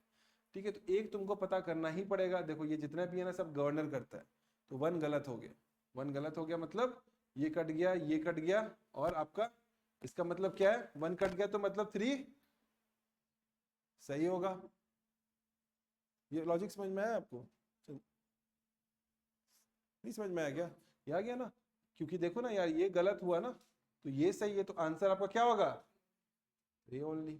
जाके रीड कर लेना 371 क्या बोलता है, 370 क्या बोलता है, एक बार देख लेना। 17 क्वेश्चन में आ जाते हैं। The Speaker of the Legislative Assembly shall vacate his or her office if he or she ceases to be a member of the assembly. Lok Sabha speaker किसी या फिर कोई स्टेट असेंबली का स्पीकर, वो तभी तक है ना जब तक वो वहां का मेंबर है। जब वो मेंबर ही नहीं है तो वहां का सीट कैसे रखेगा वो? तो स्टेटमेंट क्या है? सही है स्टेटमेंट है। कॉन्फिडेंस रखो कि हाँ पढ़ के आए हैं, सब पढ़ करके आ गए हैं, कुछ क्वेश्चन भी सॉल्व करके आए हैं। ऐसा कुछ नहीं है कि जो मेरे से सॉल्व ना हो और बाकी कोई सॉल्व करके चला जाए, इतना कॉन्फिडेंस रहना। देखो पढ़े हो तो ठीक ठाक रीजनेबल लग रहा है ना भाई। Speaker shall vacate if she ceases to be member. जब तुम हो ही नहीं, जब इंडियन क्रिकेट टीम के मेंबर ही नहीं हो, तो कहाँ जाकर के तुम साउथ अफ्रीका में वर्ल्ड कप उठाओगे? कहीं भी बारबाडोस में वर्ल्ड कप तब उठाओगे ना जब इंडियन टीम में रहोगे। तो ये स्टेटमेंट सही है। अब आ जाओ, whenever the legislative assembly is dissolved, the speaker shall vacate his or her office immediately. immediately करता है क्या मोमिता? नहीं करता है। जैसे अभी पूरा एमपीज इलेक्शन में चले गए, खाली हो गया, लोकसभा स्पीकर नहीं छोड़ेगा। लोकसभा स्पीकर वहां से, मान लो ये नया लोकसभा बना, वो उठ करके आएगा, चलते हुए आएगा नए असेंबली के पास। और आएगा और बैटन देगा हाथ में, किसको? एक प्रोटेम स्पीकर को। जो प्रोटेम स्पीकर बनेगा ना, जिसका काम है सबको ओथ दिलाना, ओथ दिलाने का काम है प्रोटेम स्पीकर का। प्रोटेम स्पीकर एक बार सबको ओथ दिला देगा, सारे एमपीज बन गए। ओथ दिलाने के बाद ही तुम एमपी बनोगे, याद रखना। जब तक तुम ओथ नहीं लिए हो तो तुमको बस एक डीएम सर्टिफिकेट देगा कि भाई तुम जीत गए हो, यहाँ से इलेक्शन जीत गए हो तो डीएम देगा। डीएम को ऐसे देते हो, तुम लोग चाहते हो ना करके बैठे रहे और डीएम ले। मोदी जी भी आएंगे तुमको अपना फॉर्म भरने, मोदी जी जाएंगे तो डीएम जाकर के उनको देगा, हाँ भाई डीएम फोटो खिंचवाएगा। और डीएम उठेगा नहीं सीट से, उसको भी लगना चाहिए मैं कुछ, वो फोटो को प्रिजर्व करके रखेगा। लोग बोलते हैं ना डीएम का कोई वैल्यू नहीं है मंत्री के सामने, वो बार बार दिखाएगा। आइए अब समझो पॉइंट। उसी तरीके से वो स्पीकर आएगा, आके के प्रोटेम स्पीकर को देगा। अब प्रोटेम स्पीकर जो भी नए नए एमपीज है ना, उन सबको ओथ दिलाएगा। अब तुम एमपी बन गए, पावर आ गया अब तुम्हारे पास, समझ में आ रहा है? अब तुम अपने आप में से कोई एक व्यक्ति को इलेक्ट करके अपना चेयरमैन ढूंढोगे या उठाओगे, वही तुम्हारा लोकसभा का स्पीकर होगा नया। वो पुराना वॉक करते हुए आएगा वहां तक, यानी वो इमीडिएटली अपना सीट नहीं छोड़ेगा। तो ये स्टेटमेंट सही है या गलत? गलत। तो आंसर क्या है? One only.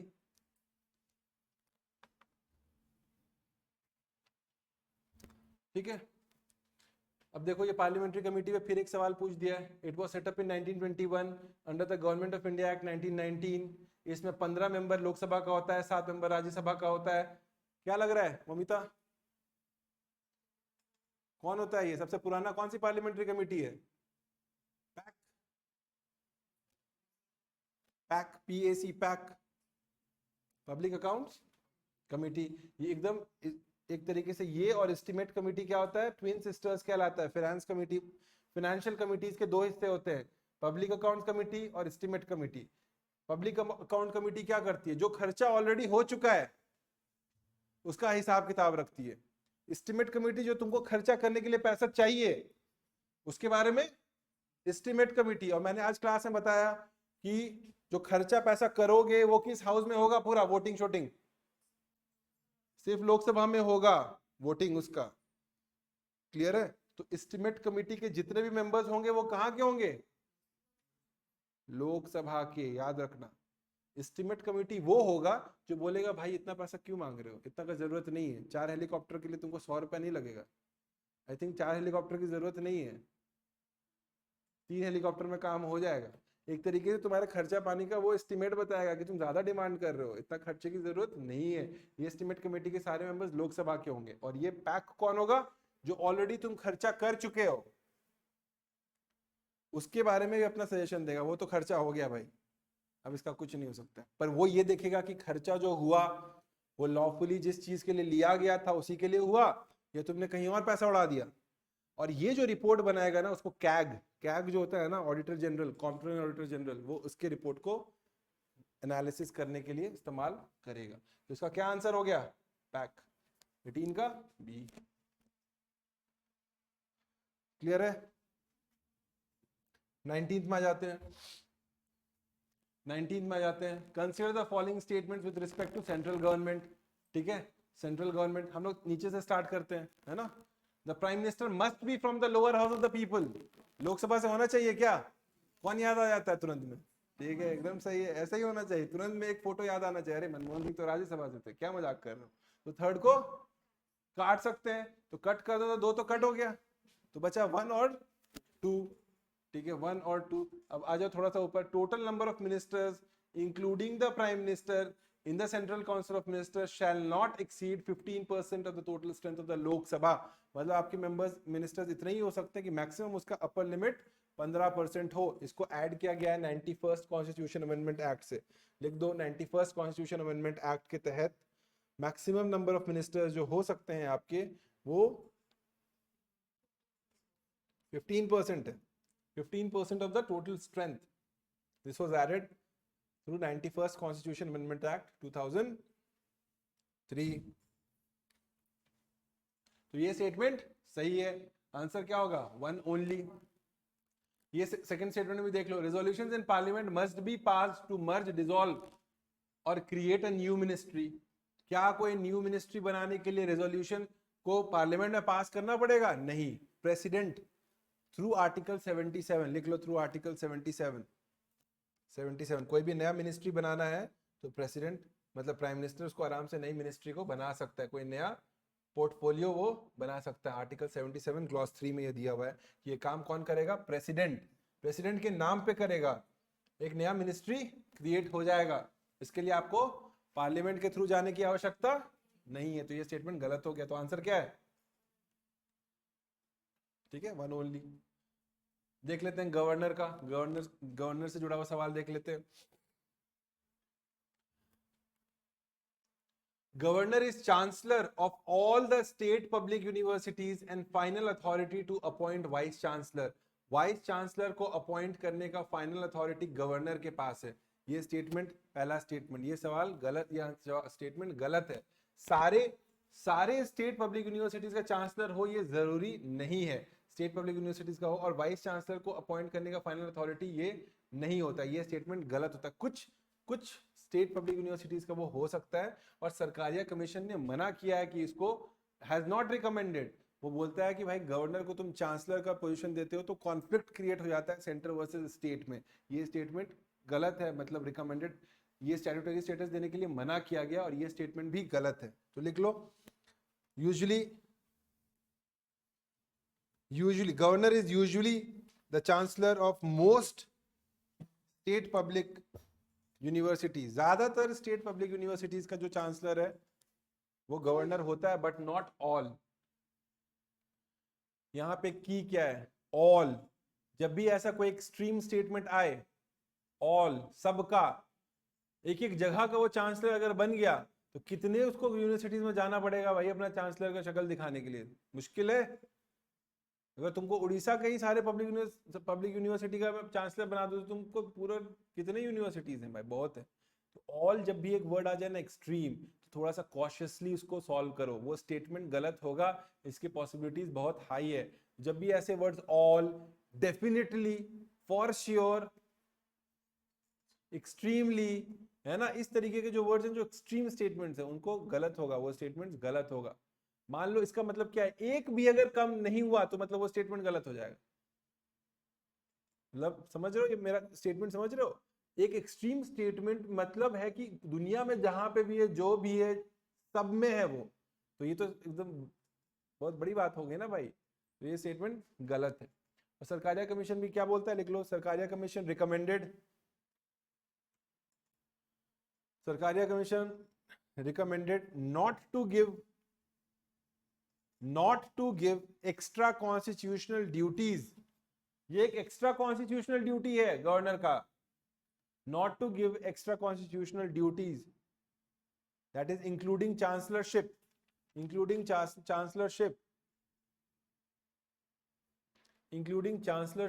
to the governor. Governor को अवॉइड करो एक्स्ट्रा कॉन्स्टिट्यूशनल जिम्मेदारी देने का, उससे कॉन्फ्लिक्ट पैदा होता है ना, तो इसने मना किया। तो दोनों स्टेटमेंट क्या है, गलत। तो आंसर क्या होगा, none of the above. Question number 21 में आ जाए, ठीक है। 21 देखिए, few states of India have legislative councils. कुछ स्टेट के पास लेजिस्लेटिव काउंसिल है, यानी क्या, विधान परिषद। कुछ के पास नहीं है ना। तो देखो इसमें तुम्हारा एक लिस्ट दिया हुआ है। उड़ीसा है क्या, इतना पता है? कट कर दें उड़ीसा को, आ गया आंसर। क्या आंसर आएगा? पर क्या बोल रहा है, डू नॉट। डू नॉट को नहीं अंडरलाइन किया ना आप लोगों ने, इसलिए मैं बोलता हूं डू नॉट। डू नॉट मतलब नेगेटिव नहीं, वही नहीं, मैथमेटिकल काम करेंगे, नेगेटिव डालेंगे हम। उड़ीसा में है, उड़ीसा में नहीं है, ठीक है। इतना इतना क्या करना, महाराष्ट्र में और बिहार में है, बस इतना समझो ना। महाराष्ट्र में है, बिहार में है और यूपी में भी है, 3 जगह पे है, इतना समझ लो, ठीक है। होगा मेरे को क्या मतलब, हम पूरा पढ़ के थोड़ी जाएंगे, एक हल्का जान लो बिहार यूपी में है, महाराष्ट्र में है, बस तुम्हारे ऊपर में ही है यार, बिहार और बगल में यूपी, ठीक है। तो इतना मेरे को पता है, तो मेरे को ये पता है ना, बिहार में है, महाराष्ट्र में है, चलो मान लो, या यूपी में, 3 पता है। कहाँ कहाँ नहीं है, तो 2 3 4, तो ये तो होगा नहीं 2 3 4, तो क्या बन रहा है? 3 4 नहीं है तो बी हुआ ना, बी है आंसर। जहां पे 2 3 4 नहीं है, मतलब 5, समझो यार, उड़ीसा में नहीं है मतलब नेगेटिव, नेगेटिव नेगेटिव क्या प्लस, यानी 5 तो डेफिनेटली आंसर में होना चाहिए, होना चाहिए, तो ये हट गया। पर अभी भी 5 से कोई खास काम बन नहीं रहा है। तुमको ये पता है कि बिहार में है, तो ये क्या हो गया प्लस।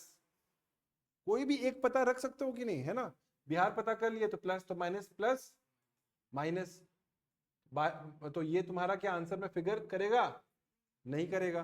तो यानी वो टिक होगा जिसमें कि बिहार नहीं है, तो 4 कहाँ का नहीं है, ये इसमें मतलब इसमें नहीं है, तो ये दोनों बच गया, और ये भी कट जाएगा। अब इन दोनों में देखेंगे 156 और 257, फिर एक चूज कर लो कहीं पे, यूपी, यूपी में है तो 3 फिगर नहीं करना चाहिए, तो 3 भी नहीं, चलो ठीक है। महाराष्ट्र में देख लो, महाराष्ट्र मतलब 2 मतलब ये हट गया, आंसर है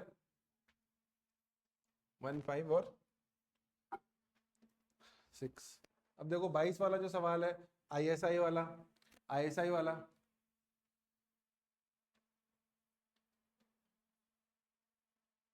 आईएसआई इंस्टीट्यूशन मार्क, ऐसे इंस्टीट्यूशन में खाने पीने के सामान कौन कौन से हैं यहाँ पे, और जो चीज़ खाने पीने का नहीं है उसको अलग कर दो भाई। बच्चे का जो milk, infant milk substitutes, package drinking water, fruit jam, तीनों खाने वाली चीज़ें हैं ना।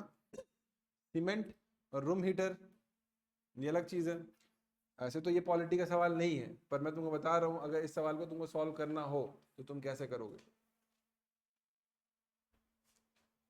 Which of the positions have to be mandatorily satisfied with this? तो मान के चलो तुम फ्रूट जैम, फ्रूट जैम में आईएसआई तो होगा नहीं भाई, खाने की चीज है, आईएसआई मार्क फ्रूट जैम तो नहीं होता है, होता है क्या, फूड प्रोसेसिंग एफपीओ होता है उसमें, है ना। तो हम लोग देखते हैं, तो ये तुम 4 हटा दो, तो 4 हटा दो तो ये हट गया,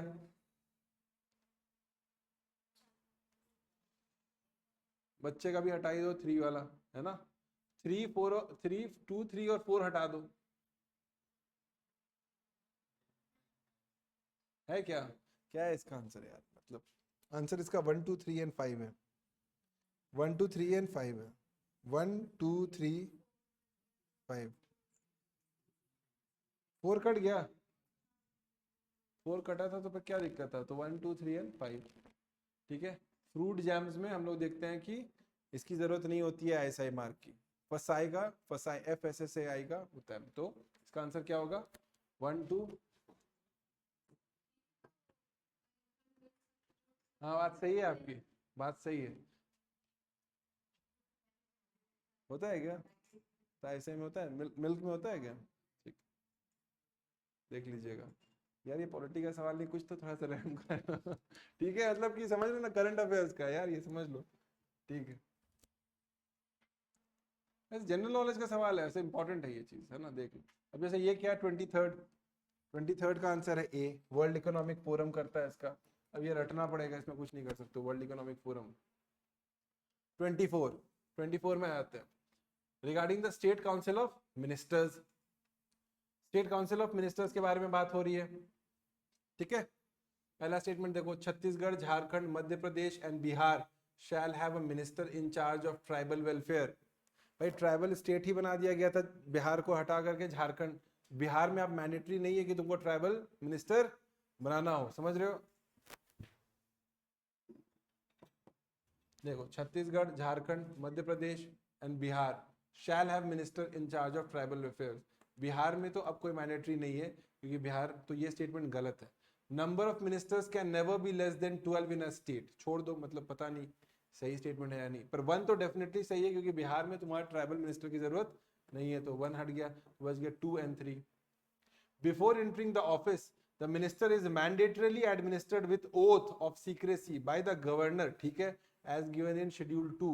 schedule 2 में है कि schedule 3 में, ओथ के बारे में बात करता है schedule 3, तो ये स्टेटमेंट गलत है, schedule 3 होगा, तो आंसर क्या है 2 ओनली।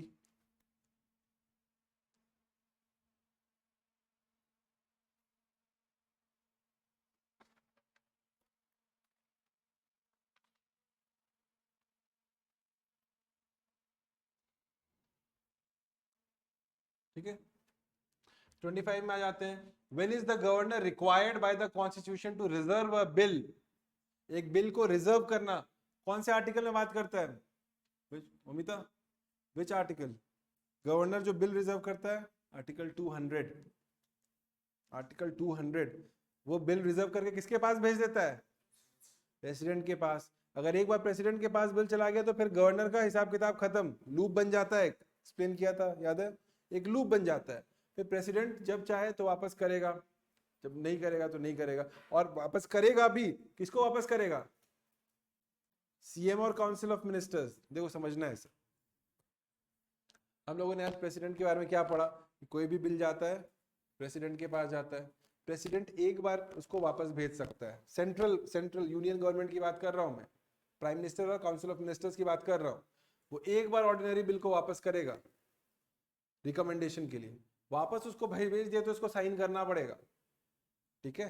पर गवर्नर भी ऐसा करता है कई बार, जो स्टेट गवर्नमेंट जो बिल लाती है ना, उसको भी गवर्नर के पास जब भेजता है तो गवर्नर के पास दो ऑप्शन है, या तो उसको रिकमेंडेशन के लिए वापस भेज दे, और अगर भेज दिया और फिर से उसने उसको वापस कर दिया तो उसको साइन करना पड़ेगा। बात समझ में आई? जैसे प्रेसिडेंट करता है वैसे उसको करना पड़ेगा। तो वो क्या करता है, खेला करता है, वो खेला में क्या करता है, वो बोलता है मेरी जिम्मेदारी नहीं है, मैं भेज देता हूँ प्रेसिडेंट को। उसको कॉल आता है कि भाई तुम टेंशन मत लो, तुम मेरे पास भेज दो। कौन फोन करता है? प्राइम मिनिस्टर करता है, जो उसको भेजा है वहां पे।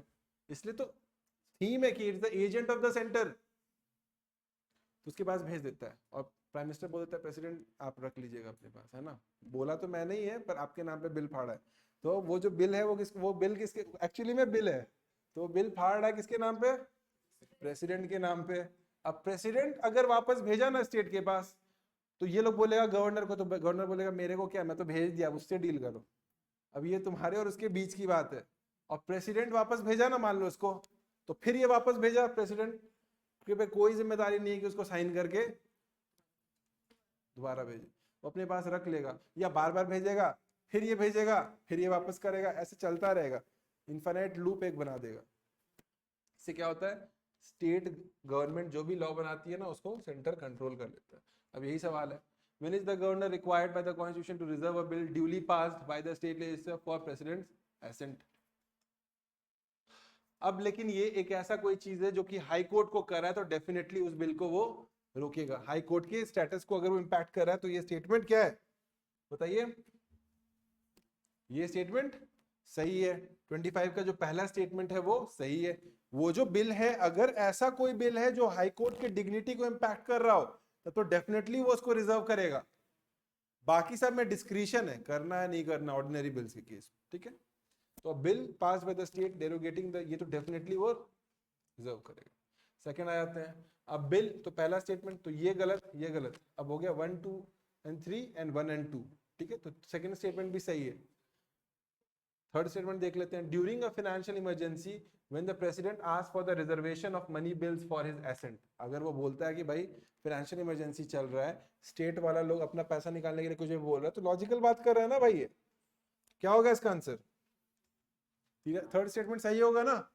फाइनेंशियल इमरजेंसी में बोल रहा है कि पैसा निकालने वाला कोई भी बिल होगा तो मेरे पास भेज देना, अब बाकी हम संभाल लेंगे। तो 1, 2 and 3। 26 में आ जाते हैं, regarding the chief minister consider the following statements. पहला statement, the chief minister has to always be a member of the state legislature. आज ही पढ़ा है ना, सही है स्टेटमेंट या गलत है भाई? किसी को भी मैं उठा करके स्टार बना सकता हूं, ऐसा कौन बोलता है? वेलकम फिल्म में बोलता है ना, किसी को भी जमीन से उठा करके मैं स्टार बना सकता हूं। वैसे ही मिनिस्टर के साथ भी और सीएम के साथ भी, किसी को भी उठा करके मैं स्टार बना दिया, मनमोहन सिंह को प्राइम मिनिस्टर बना दिया, और फिर बाद में उसको इलेक्शन 6 महीने के अंदर लगवा दिया। 6 महीने के अंदर तुमको मिनिस्टर बनना जरूरी है। वैसे स्मृति ईरानी का एग्जाम्पल दिया था ना मैंने, मनमोहन सिंह का एग्जाम्पल दिया था, क्या थे वो लोग? वो थोड़ी इलेक्शन जीत करके आए थे लोकसभा का शुरू में। 2014 से लेकर के 2019 तक Smriti Irani was a Rajya Sabha member when she was the minister. It was only 2019 जब वो अमेठी जीत करके आई, राहुल गांधी को हराई वहां पर, तब जाकर के वो मिनिस्टर बनी है फ्रॉम लोकसभा, अदरवाइज वो राज्यसभा की इस बार हार गई, है ना। इसीलिए चीफ मिनिस्टर में भी वो अप्लाई होता है कि कोई भी व्यक्ति तुम्हें भी कोई अगर मान लो यहाँ पर बीजेडी आ गई पावर में, एक एग्जांपल दे रहा हूं मैं, वो खुद नहीं बन रहा है सीएम, किसी और को जो एक्सपेक्ट कर रहा था कि वो सीएम बन सकता है, समझ में आ रहा है ना? लोगों को यही डर लग रहा था ना कि वो सीएम बन जाएगा, उसको बना दिया जाएगा सीएम, तो ये बन जाएगा सीएम, बाद में देखा जाएगा, उसको कहीं से एमएलए बना देगा बाद में। तो यही टेंशन की वजह से हार गई सरकार। ठीक है, तो ये स्टेटमेंट समझ में आया? उसको मेंबर ऑफ स्टेट लेजिस्लेचर हो ये जरूरी नहीं है। तो पहला स्टेटमेंट क्या है? गलत। कहीं पे भी हो सकता है, अगर है आपके पास विधान परिषद तो, नहीं है तो फिर विधानसभा से ही काम चलेगा। विधानसभा है तो उसका मेंबर बन जाए, मेंबर होना चाहिए भाई। ठीक है, तब तो स्टेट लेजिस्लेचर मतलब बोथ विधानसभा प्लस विधान परिषद, किसी का भी मेंबर हो आप बन जाओगे, है ना? Ministers other than the CM are appointed by the governor on the advice of the CM. CM के एडवाइस पे ही तो बनता है ना? तो ये स्टेटमेंट क्या है? सही है। The constitution mandates a person to prove majority on the floor before being appointed as the CM. है क्या? पहले सीएम बना दिया, फिर बोला कि मेजॉरिटी प्रूव करो, तो ये स्टेटमेंट गलत हुआ। Chief ministers of all the states and union territories are part of the NITI Aayog. ये सही स्टेटमेंट है। नीति आयोग, नीति बना रहे हो, स्टेट से रिलेटेड नीति बना रहे हो, तो स्टेट के सीएम को रखोगे ना भाई। इसमें आंसर क्या है? 3 स्टेटमेंट्स, ओनली 3 स्टेटमेंट्स। कहां पे 1 गलत है क्या? तो भाई मैं सोचूं कि ओनली 2 क्यों नहीं है भाई, जब ऐसा स्टेटमेंट तो हाँ, पहला तो गलत है। ये क्या है? सही है। ये क्या है? गलत है। ये क्या है? सही है। तो ओनली 2, ओनली 2 टिक मार दो। समझ में आ रहा है? 2 गलत है, 2 सही है। देख लो 28 को, अच्छा 27 को देख लो। कस्टोडियन कौन है? डायरेक्ट सवाल है एकदम, पहला statement supreme court of India. 28 में आ जाओ, 28। In which of the following cases does High Court have the original jurisdiction? Original jurisdiction के बारे में पढ़ाया है। Original jurisdiction मतलब क्या? सबसे पहले उसके पास आएगा। ठीक है, अब मुझे एक बात बताओ, फंडामेंटल राइट्स के मैटर में सुप्रीम कोर्ट के पास ओरिजिनल जुरिस्डिक्शन है क्या? ओरिजिनल जुरिस्डिक्शन क्या तुम सुप्रीम, है ना? एक्सक्लूसिव नहीं है, समझ में आया? और एक्सक्लूसिव नहीं है मतलब कहीं और भी जा सकता है, वो कौन है? High court. यानी कह सकते हैं कि हाई कोर्ट के पास ओरिजिनल जुरिस्डिक्शन है। ये स्टेटमेंट सही है। ठीक है, any dispute between centre and any state, supreme he court के पास है ना सिर्फ वो। ये बात क्लियर है ना? क्लास में बताया ना यार, जुडिशरी इतना डिटेल में पढ़ा है ना? तो any dispute between the centre and any state किसके पास है? सुप्रीम कोर्ट के पास है। और ये किसके बारे में पूछ रहा है? High court. तो हाई कोर्ट के पास है क्या? तो 3 कट जाएगा, कट गया। Enforcement of fundamental rights of citizen के पास है क्या? है ना? तो 2 होगा आंसर में, तो ये कट गया। सॉल्व हो गया, आसान हो गया सॉल्व करना। 1 2 and 4। कोई कंफ्यूजन? बाद में देखेंगे कौन है क्या नहीं है, बाद में देखा जाएगा। इतना कौन रट के आएगा भाई? मैं तो आंसर लाना है मेरे को, प्रीलिम्स निकालना है कि प्रीलिम्स टॉप करना है। तैयारी मेंस का करो, प्रीलिम्स तो तुम कॉमन सेंस से निकालोगे और रिवीजन से निकालोगे। Is it good? अभी गुड टू गो? इतना कौन रीड करेगा? रिगार्डिंग रेवेन्यू मैटर्स नहीं पता यार, किसी को नहीं पता। टॉपर से पूछ लो, उसको नहीं मालूम, इतना कौन पढ़ेगा? ये सब स्टेटमेंट कंफ्यूज करने के लिए होता है। अब तुम्हें पता चल गया कि स्टेटमेंट सही है। ठीक है, लिख लेना कहीं भी नोट्स पे, ऐसा होता है। आगे बढ़ो।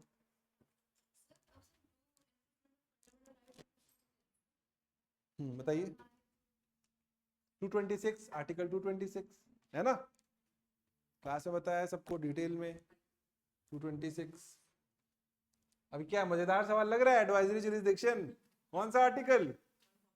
143। मजेदार क्वेश्चन एकदम, प्रीलिम्स निकलेगा एकदम मजे मजे में। क्या सुप्रीम कोर्ट बाउंड है एडवाइस देने के लिए हर मैटर के लिए? नहीं है बाउंड। राम जन्मभूमि का एग्जांपल दिया था, पूछा, बोला नहीं पता मेरे को, नहीं आइडिया ही नहीं है मेरे को, तो कट कर दो। ठीक है, पहला स्टेटमेंट गलत। समझ में आ रहा है? Not bound, only on few pre constitutional treaties पे उसको देना कंपलसरी है, but in any other matter it is not bound to give opinion. Berubari वाला केस याद रहेगा। Second, the opinion given by the supreme court is binding. Binding है क्या president के पास? नहीं है। दोनों स्टेटमेंट गलत हो गया, नीदर 1 and 2। आगे बढ़ते हैं, क्वेश्चन नंबर 30।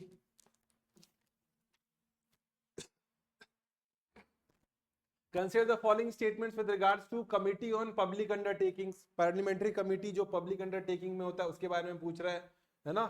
तो ये क्या बोल रहा है, इट कंसिस्ट ऑफ 30 मेंबर्स। नहीं, ये 30 मेंबर्स नहीं होता है, 22 मेंबर होता है। 22 मेंबर्स होता है, 15 from Lok Sabha and 7 from Rajya Sabha. 2013 के प्रीलिम्स का सबसे पहला सवाल ऐसे ही था। ये 2013 के प्रीलिम्स में ये सवाल पूछा गया है, इसलिए कहता हूं 10 साल का प्रीलिम्स का क्वेश्चन पेपर लेकर के रखो। उड़ीसा स्टेट सर्विस का क्वेश्चन पेपर निकाल के रखो। मैंने बोल दिया ना, मंडे के क्लास से आप लोग लेकर के आएंगे जो भी प्रीलिम्स में पूछा हुआ है पिछले 5 साल में उड़ीसा में, 5 साल में जो भी मेंस में उड़ीसा में पहुंचा। 10 साल का मेंस का यूपीएससी का पेपर हमारे पास है ना। प्रीलिम्स का भी हम लोग देख लेंगे। तो पहला स्टेटमेंट गलत है, 30 मेंबर्स नहीं होगा। ठीक है, 30 मेंबर्स नहीं होगा तो 1 कट कर दो। आंसर क्या है, 2 and 3। मतलब चेयरमैन जो होगा वो लोकसभा से होगा और वो क्या करेगा, एग्जामिन करेगा जो भी है एफिशिएंसी ऑफ पब्लिक अंडरटेकिंग। चलो मान लो कि तुमको इससे इस तरीके से सॉल्व नहीं करना, अच्छे से सॉल्व करना है, चलो उस तरीके से भी हम लोग देख लेते हैं एक बार। थर्ड क्वेश्चन क्या बोल रहा है, एकदम प्लेन स्टेटमेंट लग रहा है, सीधा सवाल का सीधा जवाब। एक ऐसा कमिटी बनाया गया है जो पीएसयूज के बारे में, सेल हो गया, मेकॉन हो गया, वहां पे कितना खर्चा पानी चल रहा है, क्या खर्चा हुआ, कितना इनकम हुआ, उसी का हिसाब किताब करना है। ये भी एक फाइनेंशियल कमिटी है जो कि पीएसयू स्पेसिफिक से डील करती है। तो थर्ड स्टेटमेंट क्या बोल रहा है, ये एग्जामिन करेगा। क्या एग्जामिन करेगा, रिपोर्ट ऑफ कैग। ठीक है भाई, कर रहा है, अच्छी बात है। कैग अपना रिपोर्ट ऑडिट करके दिया है, किसके मामले में, efficiency of the public undertaking. तो उसमें क्या गलत है, स्टेटमेंट तो वैसे भी सही है। तो थर्ड होगा और डी कट कर दो। तो अब देखो, the chairman must be from Lok Sabha.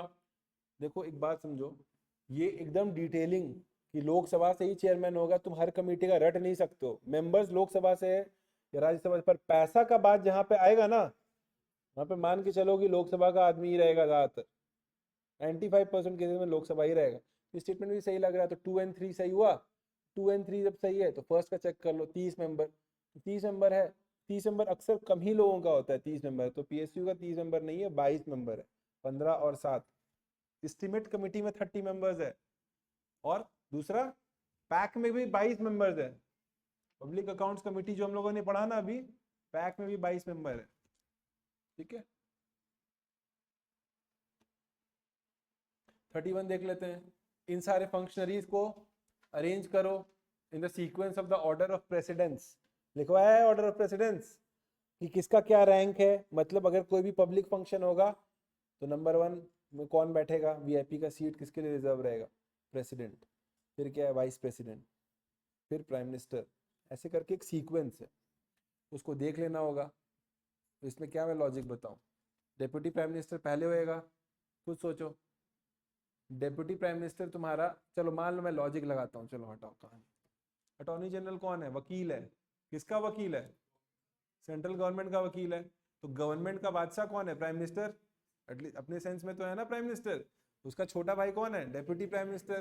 तो डेप्यूटी प्राइम मिनिस्टर वकील से तो ऊपर ही होगा ना, इतना मान के चले। तो जहां जहां 2 है, 2 पहले आएगा 1 से, इतना तो तय है। 2 पहले आएगा 1 में, तो ये इसको हटा दें, डी हट गया। अब देखो, cabinet minister of the union, ये पहले आएगा कि डेप्यूटी प्राइम मिनिस्टर आएगा। अरे कैबिनेट मिनिस्टर से तो ऊपर ही है ना डेप्यूटी प्राइम मिनिस्टर। आपको नहीं समझ में आ रहा है क्या, आ रहा है ना, बोलिए, थोड़ा सा डाउट पूछिए, है ना। अब मेरे को बताओ, तो 2 पहले आएगा कि क्या, 4। 2 पहले आएगा कि 4, 2 आएगा, 2 पहले आएगा 4 से। तो चलो आ ही रहा है, आ ही रहा है, ये भी आ रहा है, चलो ठीक है, ये कटा हुआ है, चलो ठीक है। अब देखो, deputy chairman of Rajya Sabha, Rajya Sabha का डेप्यूटी चेयरमैन। ठीक है, अब यहाँ पे तुम्हारा कंफ्यूजन हो सकता है, पर एक बात मेरे को बताओ, तुमको ये पता है कैबिनेट मिनिस्टर तो वकील से पहले आएगा, यानी 4 1 से पहले आएगा। ये हटा दे,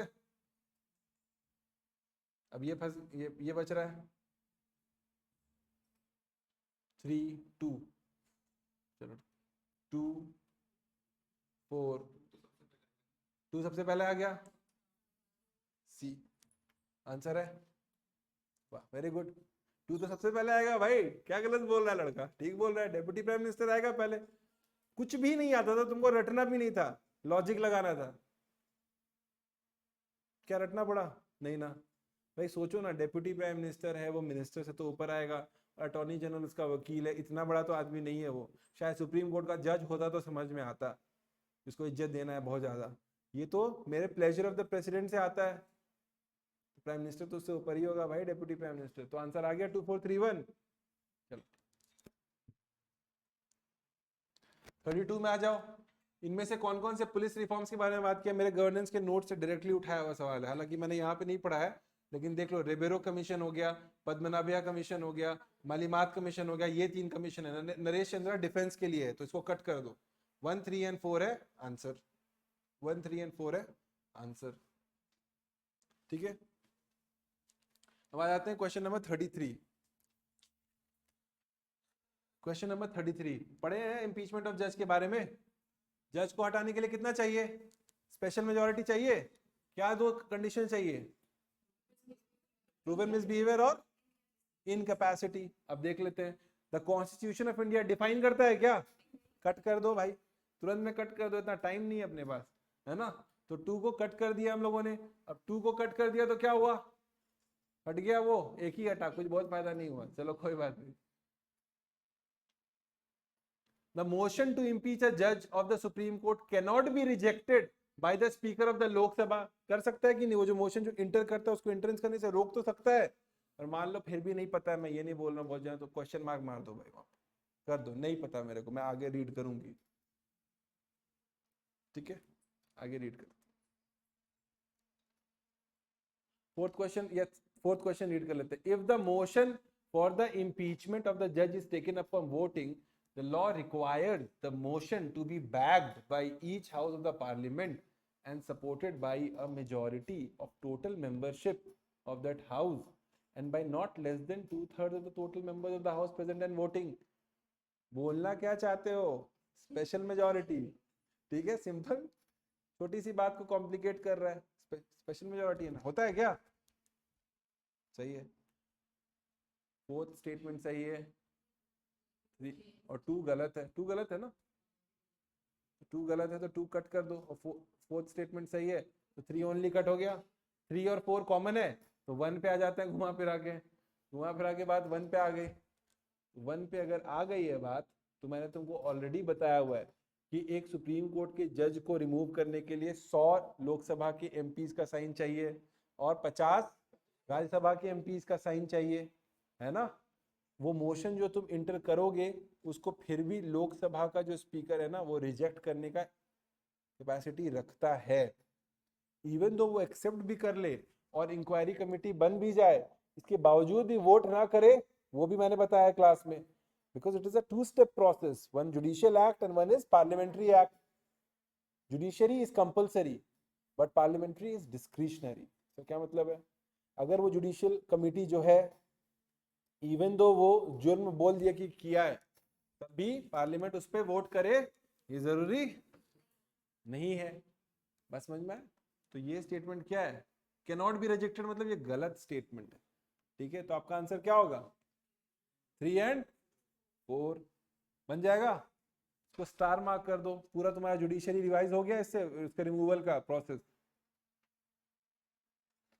अब देख लो 30 स्टेटमेंट देख लो, details of the process of the removal of the judge is given in the Judicial Judges Inquiry Act 1968। मैंने बताया है ना, पार्लियामेंट को बोला है कि भाई इसके में और ब्रीफ करो। जजेस इंक्वायरी एक्ट 1968 वो लॉ है जिसमें इस पूरे प्रोसेस को मेंशन किया जाता है। 34 में आ जाए, देखो 34 department of official language ministry of home affairs के पास है, ये स्टेटमेंट सही है, ठीक है, होम अफेयर्स के पास है।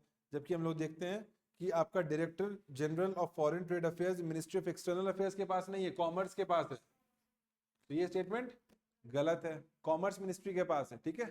Third statement department of land resources and farmers welfare, ये आपका हम लोग देखते हैं कि रूरल डेवलपमेंट मिनिस्ट्री के पास है, ministry of rural development, MORD, ministry of rural development. तो आपका आंसर क्या होगा? 1 ओनली। One only. 35 में आ जाए। फिर वही सवाल है, qualification of voters, two cut करो, क्या आंसर है? One only. चलो हो गया। वोटर्स के बारे में थोड़ी बात कर रहा है, रिप्रेजेंटेटिव ऑफ पीपल्स एक्ट के बारे में बात कर रहा है, आरपीए, जो वो तुमको रिप्रेजेंट कर रहा है उसके बारे में बात कर रहा है। कट कर दो, आंसर क्या है? One only. जैसे टू कट किए, टू टू टू कट किए, आगे बढ़े। तीनों कमिटी है, हम लोग गवर्नेंस से पढ़ते हैं, अलग कमिटी, बासवान कमिटी, होटा कमिटी, गवर्नेंस से पढ़ेंगे। ये सब कमिटीज को लाया गया कि भाई तुम क्या करो, रिफॉर्म्स बताओ कि सिविल सर्विसेज में और बेहतर कैसे किया जा सकता है। ये तीनों कमिटीज एकदम डायरेक्ट नोट से उठाया हुआ है, गवर्नेंस के नोट्स में आपको डायरेक्टली मिल जाएगा। एक चैप्टर है roles of civil services in the democracy करके, उसमें हम लोग उसको पढ़ते हैं, है ना। तो आंसर क्या है? 1, 2 and 3। 37, consider the following statements about the first pass the post system. ये समझ, कभी वर्ड सुना है? First pass the post system मतलब आपको इलेक्ट होकर के आने के लिए सबसे ज्यादा एक जो number of percentage of votes है वो आपको हासिल करना पड़ेगा। तो किस तरीके से? The winning candidate in the system must secure more than 50% votes. ऐसा है क्या? 30% वोट लेकर के भी तो लोग एमपी बन जाते हैं। 25% वोट लेकर के वोट को बांट दो, होता है ना, वोट कहते हैं ना, वोट बट गया। और एक आदमी, अभी बिहार में एक एक्टर नहीं है पवन सिंह, पवन सिंह का नाम सुना है? कितने लोगों ने पवन सिंह का नाम सुना? पवन सिंह अभी इलेक्शन लड़ रहा था, तो बीजेपी ने उसको कैलकाटा बंगाल में टिकट दे दिया उसको, आसनसोल का। तो बोला हम ठहरे बिहारी, हमको कहाँ बंगाल भेज रहा है ये लोग, तो अब हम बंगाल के एमपी बन भी जाएंगे तो क्या करेंगे? तो वो क्या बोला, हम बिहार से ही लड़ेंगे, और बिहार में एक कॉन्स्टिट्यूंसी चूज कर लिया। तो बीजेपी तो उसको इंकरेज की नहीं वहां पे लड़ने के लिए, वहां पे ऑलरेडी एक कुशवाहा साहब थे जो कि वहां पे लड़ रहे थे, और ये भी तगड़ा कैंडिडेट, क्योंकि इसकी भी अपनी फॉलोइंग है, बिहार इंडस्ट्री का, भोजपुरी इंडस्ट्री का बहुत बड़ा नाम है ये। तो बीजेपी अपना कैंडिडेट हटाने को माने ना, और ये आकर खड़ा हो गया एज एन इंडिपेंडेंट। ये दोनों आपस में लड़ लिया, फायदा तीसरे को हो गया, तीसरा बन के निकल बीजेपी और वो लड़ता रह गया, तीसरा लेके निकल गया। तो क्या हुआ, वोट डिस्ट्रीब्यूट हो गया कि नहीं? तो 50% नहीं चाहिए। तो ये स्टेटमेंट, सेकंड स्टेटमेंट गलत है। In this system each constituency elects one representative. Her constituency से एक ही व्यक्ति चुना करके आएगा, तभी कहेंगे ना उस कॉन्स्टिट्यूएंसी का एमएलए एमपी है या एमएलए, एक ही आएगा। पहला स्टेटमेंट सही है, तो आंसर क्या है? One only. ठीक है। 38, question number 38, consider the following passage. It is a tool which measures, evaluates, identifies gaps in the service delivery and elicits promises to rectify these gaps with the direct participation of intended beneficiaries. In its essence, it empowers citizens to gauge the effectiveness of a scheme by looking at its overall impact. क्या है ये? Social audit. Social audit direct note से है भाई मेरे में, तो यकीन ही नहीं हो रहा है ये कहाँ से सवाल बनाया ये लोग। देखो सोशल ऑडिट क्या होता है, ऑडिट करना क्या, एक फाइनेंशियल ऑडिट होता है। आपने 100 रुपया मांगा, मुझसे कहा कि आप हवाई जहाज खरीदेंगे, आप डिफेंस मिनिस्टर हैं, आपने पार्लियामेंट से मांगा कि भैया मेरे को 100 रुपया दो कि मेरे को 4 फाइटर जेट खरीदना है और 5 रफेल के जेट्स खरीदने हैं। 100 रुपया आपने लेकर के वो सारी चीजें खरीदी या नहीं खरीदी, ये जो देखने की प्रक्रिया है उसको कहेंगे फिनेंशियल ऑडिट। सोशल ऑडिट क्या है? मान लो कि एक स्कूल बनाना है किसी आदिवासी शेड्यूल ट्राइब के लिए, एक कोई स्कूल बनना है, उसके लिए प्रोजेक्ट आवंटित हो चुका है, अब वो बन ही नहीं रहा है, वो बना ही नहीं है 4 साल से। तो ये जो बनना है और टाइम फ्रेम है, फंड रिलीज हो गया पर काम हुआ नहीं, उससे इंपैक्ट किसको हो रहा है? सोसाइटी को। तो उसके लिए क्या होता है, वहां पे जो भी लोग जो बेनिफिशियरीज होते, अगर वो टाइम पे बनता, वो लोग आवाज उठाएंगे कि भाई देखो हमारे तो है ही नहीं, ऐसा कैसे चलेगा। तो वो जो ऑडिट होगा तो सरकारी कर्मचारी लोग आके चेक करेगा, अच्छा इसके लिए तो पैसा आ गया था, इतना दीवार बनता तो ये वाला पैसा जाता, होता तो हुआ नहीं। तो ये जो ऑडिटिंग हो रही है ना, वो फिनेंशियल नेचर कम होता है और उसका जो सोशल इंपैक्ट है उसके बारे में ज्यादा होता है। तो ये इसको कहते हैं सोशल ऑडिट। अभी यही देखो, it is a tool which measures and evaluates. Measure करता है, इवेल्युएट करता है उस स्कूल जो बना कि नहीं, इवेल्युएट करता है और आइडेंटिफाई करता है किस चीज को, जो गैप रह गया है। गैप किस में रह गया है? Service delivery. सर्विस कौन देता? कोई भी जिसको जिम्मेदारी दी गई है उसको बनाने के लिए, है ना। और वो प्रॉमिस करता है कि उस गैप को रेक्टिफाई करेगा, और रेक्टिफाई करने के लिए कौन कौन हेल्प करता है? Direct participation of those people who are the beneficiaries, इसी को कहते हैं सोशल ऑडिट। क्लियर है? तो आंसर है सोशल ऑडिट। जहां कहीं भी तुमको ये वर्ड सोशल ऑडिट दिख जाए, मान के चलो ये सही आंसर है। ये भी एक ट्रिक लिख लो, जहां कहीं भी ये वर्ड सोशल ऑडिट दिख जाए टिक मार देना। जहां कहीं भी ये सब वर्ड डिसेंट्रलाइजेशन दिख जाए, जहां भी तुमको वर्ड यूरोपियन यूनियन दिख जाए टिक मार देना। ये सब यूपीएससी का फेवरेट वर्ड्स है। कुछ समझ में नहीं आए, जहां यूरोपियन यूनियन दिखे टिक मार देना, सोचना मत ज्यादा, है ना। यूरोपियन यूनियन, ये सब सारी चीजें है ना। अब देख लो ई गवर्नेंस के प्रोजेक्ट्स हैं कुछ कुछ। भूमि प्रोजेक्ट कर्नाटक, तीनों सही है, तीनों सही है, तीनों अलग अलग होता है। भूमि प्रोजेक्ट क्या करता है? तुम्हारे लैंड रिकॉर्ड्स को डिजिटाइज कर रहा है ना, कर्नाटका गवर्नमेंट के साथ। ज्ञान दूत क्या कर रहा है? एक तरीके का इंट्रानेट है। और ई मित्रा क्या कर रहा है? तुमको ई गवर्नेंस की फैसिलिटीज प्रोवाइड कर रहा है वहां पे। तीनों सही है, all three of them are true. 40th में आ जाते हैं, 40th आ जाए। 40th देखो, in India there is no law restricting the candidates from contesting in one Lok Sabha from 3 constituencies. तुम 3 कॉन्स्टिट्यूएंसी तो गलत ही हुआ ना भाई। शुरू में लोग करते थे, अभी है, तुम 2 से ज्यादा नहीं कर सकते हो, तो लॉ हो गया ना। तो ये स्टेटमेंट क्या है? गलत है। तो 1 कट कर दो, ये कट कर दो, बचा क्या? 2 and 2 and 3। थर्ड को चेक कर लेते हैं। As per the existing rule, if a candidate contest in one Lok Sabha election from many constituencies, अगर एक व्यक्ति बहुत कॉन्स्टिट्यूएंसी से लड़ रहा है, तो ही और हर party should bear the cost of by election. ये गलत है, कोई बियर वर नहीं करता है, तो ये स्टेटमेंट गलत है। तो आंसर क्या है? 2 ओनली। 2 ओनली क्या बोलता है?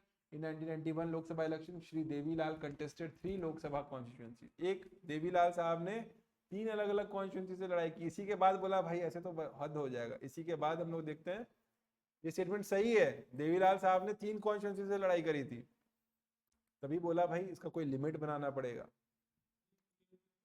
हाँ, यूआईक्यू में है, यूपीएससी विच अभी आया क्या ये हाल फिलहाल? अच्छा हाँ, अभी 2022 में आया शायद, 2023 में आया कहीं। ठीक है, समझ में आ गया यार। G7 कंट्रीज का देख लो। G7 countries, India is not a member, तो 4th को कट कर दो, है ना। इसका आंसर क्या है? Only 3 statements are true. जो 4th स्टेटमेंट है वो गलत है, India is not a member. बाकी तीनों स्टेटमेंट सही है। अब देखो कैसे पता चलेगा? इतना डिटेलिंग दे रहा है, 50% होगा ही, मतलब टिक मार देना इसको, है ना, कोई दिक्कत नहीं। अभी बचावत ट्रिब्यूनल के बारे में क्या है? एक तरीके का वाटर डिस्प्यूट से रिलेटेड मैटर है। बचावत ट्रिब्यूनल का मैटर न्यूज में रहा है। बचावत ट्रिब्यूनल मतलब water dispute. Lithium ion ion battery, तो ये समझ में आ गया था। 42 का आंसर क्या होगा? ए। 42 का आंसर क्या है? ए। 43 में आ जाते हैं, लिथियम आयन बैटरीज के बारे में कह रहे हैं। लिथियम आयन तो चार्जेबल बैटरी होता है ना, तो नॉन चार्जेबल लिखा हुआ है पहला स्टेटमेंट, कट कर दे, तो 1 कट हो गया, तो क्या बचा? 2 and 3। तो आंसर क्या है? B, 2 and 3। सेंगोल, अभी सेंगोल न्यूज में था, है ना। सेंगोल क्या था? न्यूज में था, जो मोदी जी लेकर के आए नए पार्लियामेंट में, है ना। तो ये देखो दोनों स्टेटमेंट सही है, पर आपसे पूछ रहा है which of them are not correct. तो आंसर क्या होगा? Neither 1 nor 2। आप लोग को समझ में आ रहा है? ये समझ में आ रहा है? ठीक है, नाइदर 1 nor 2। 45 में आ जाए। अब देखो ये पॉलिटिकल सवाल है।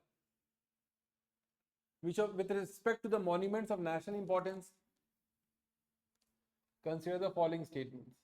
These monuments are protected under this particular act. क्या लिखवाया है मैंने? Protection of act, archaeological act 1958 में बना है। डीपीएसपी में नहीं लिखवाया मैंने, लिखवाया है यार, चेक करो, नोट्स चेक करो।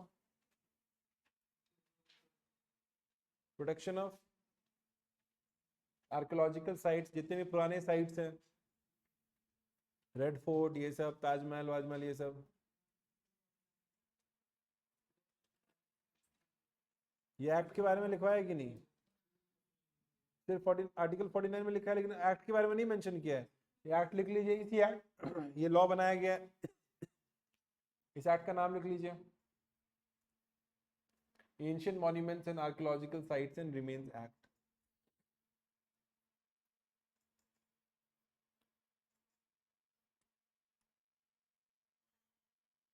ठीक है, तो ये स्टेटमेंट सही है। These monuments do not include temples and mosque, ऐसा नहीं है, टेम्पल्स भी होता है, मॉस्क भी होता है, सब चीज होता है, तो सेकंड स्टेटमेंट गलत है। तो 2 को कट कर दो, तो आंसर क्या है?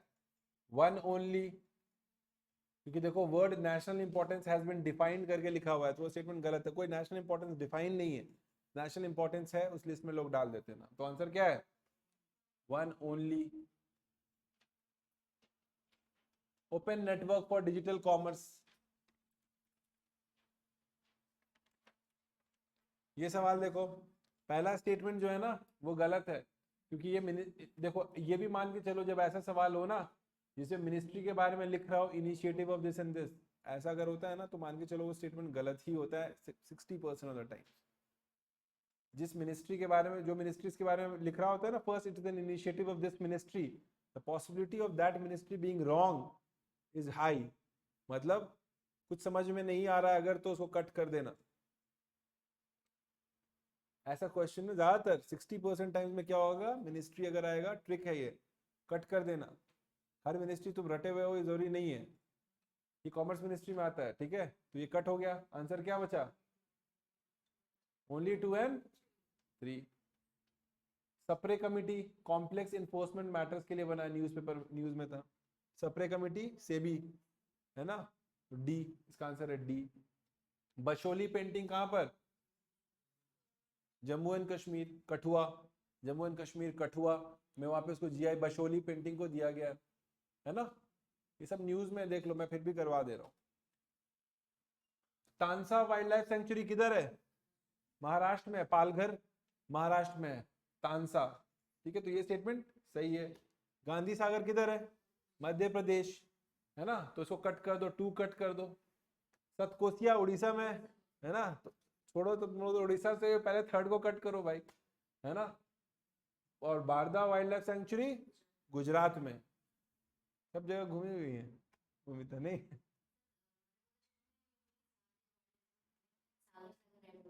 अच्छा गुड, अच्छा गुड, ऐसे टेक्निक याद रखो यार, ये वारदा वाला।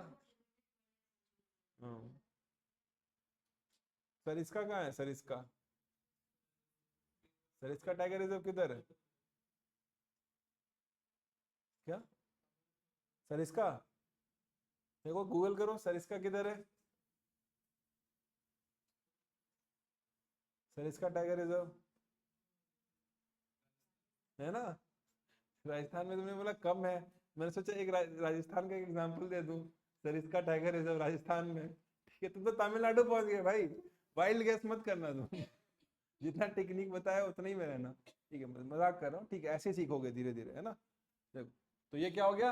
ये गलत हो गया, ये गलत हो गया, ये गलत हो गया। क्या answer? Only 1 pair, 1 pair only. अब लास्ट भटकन रीजन, भटकन रीजन न्यूज में था, किर्गिस्तान है इसका आंसर, किर्गिस्तान, भटकन रीजन, ठीक है। तो आपका डिस्कशन हो गया, ठीक है, चले, थैंक यू।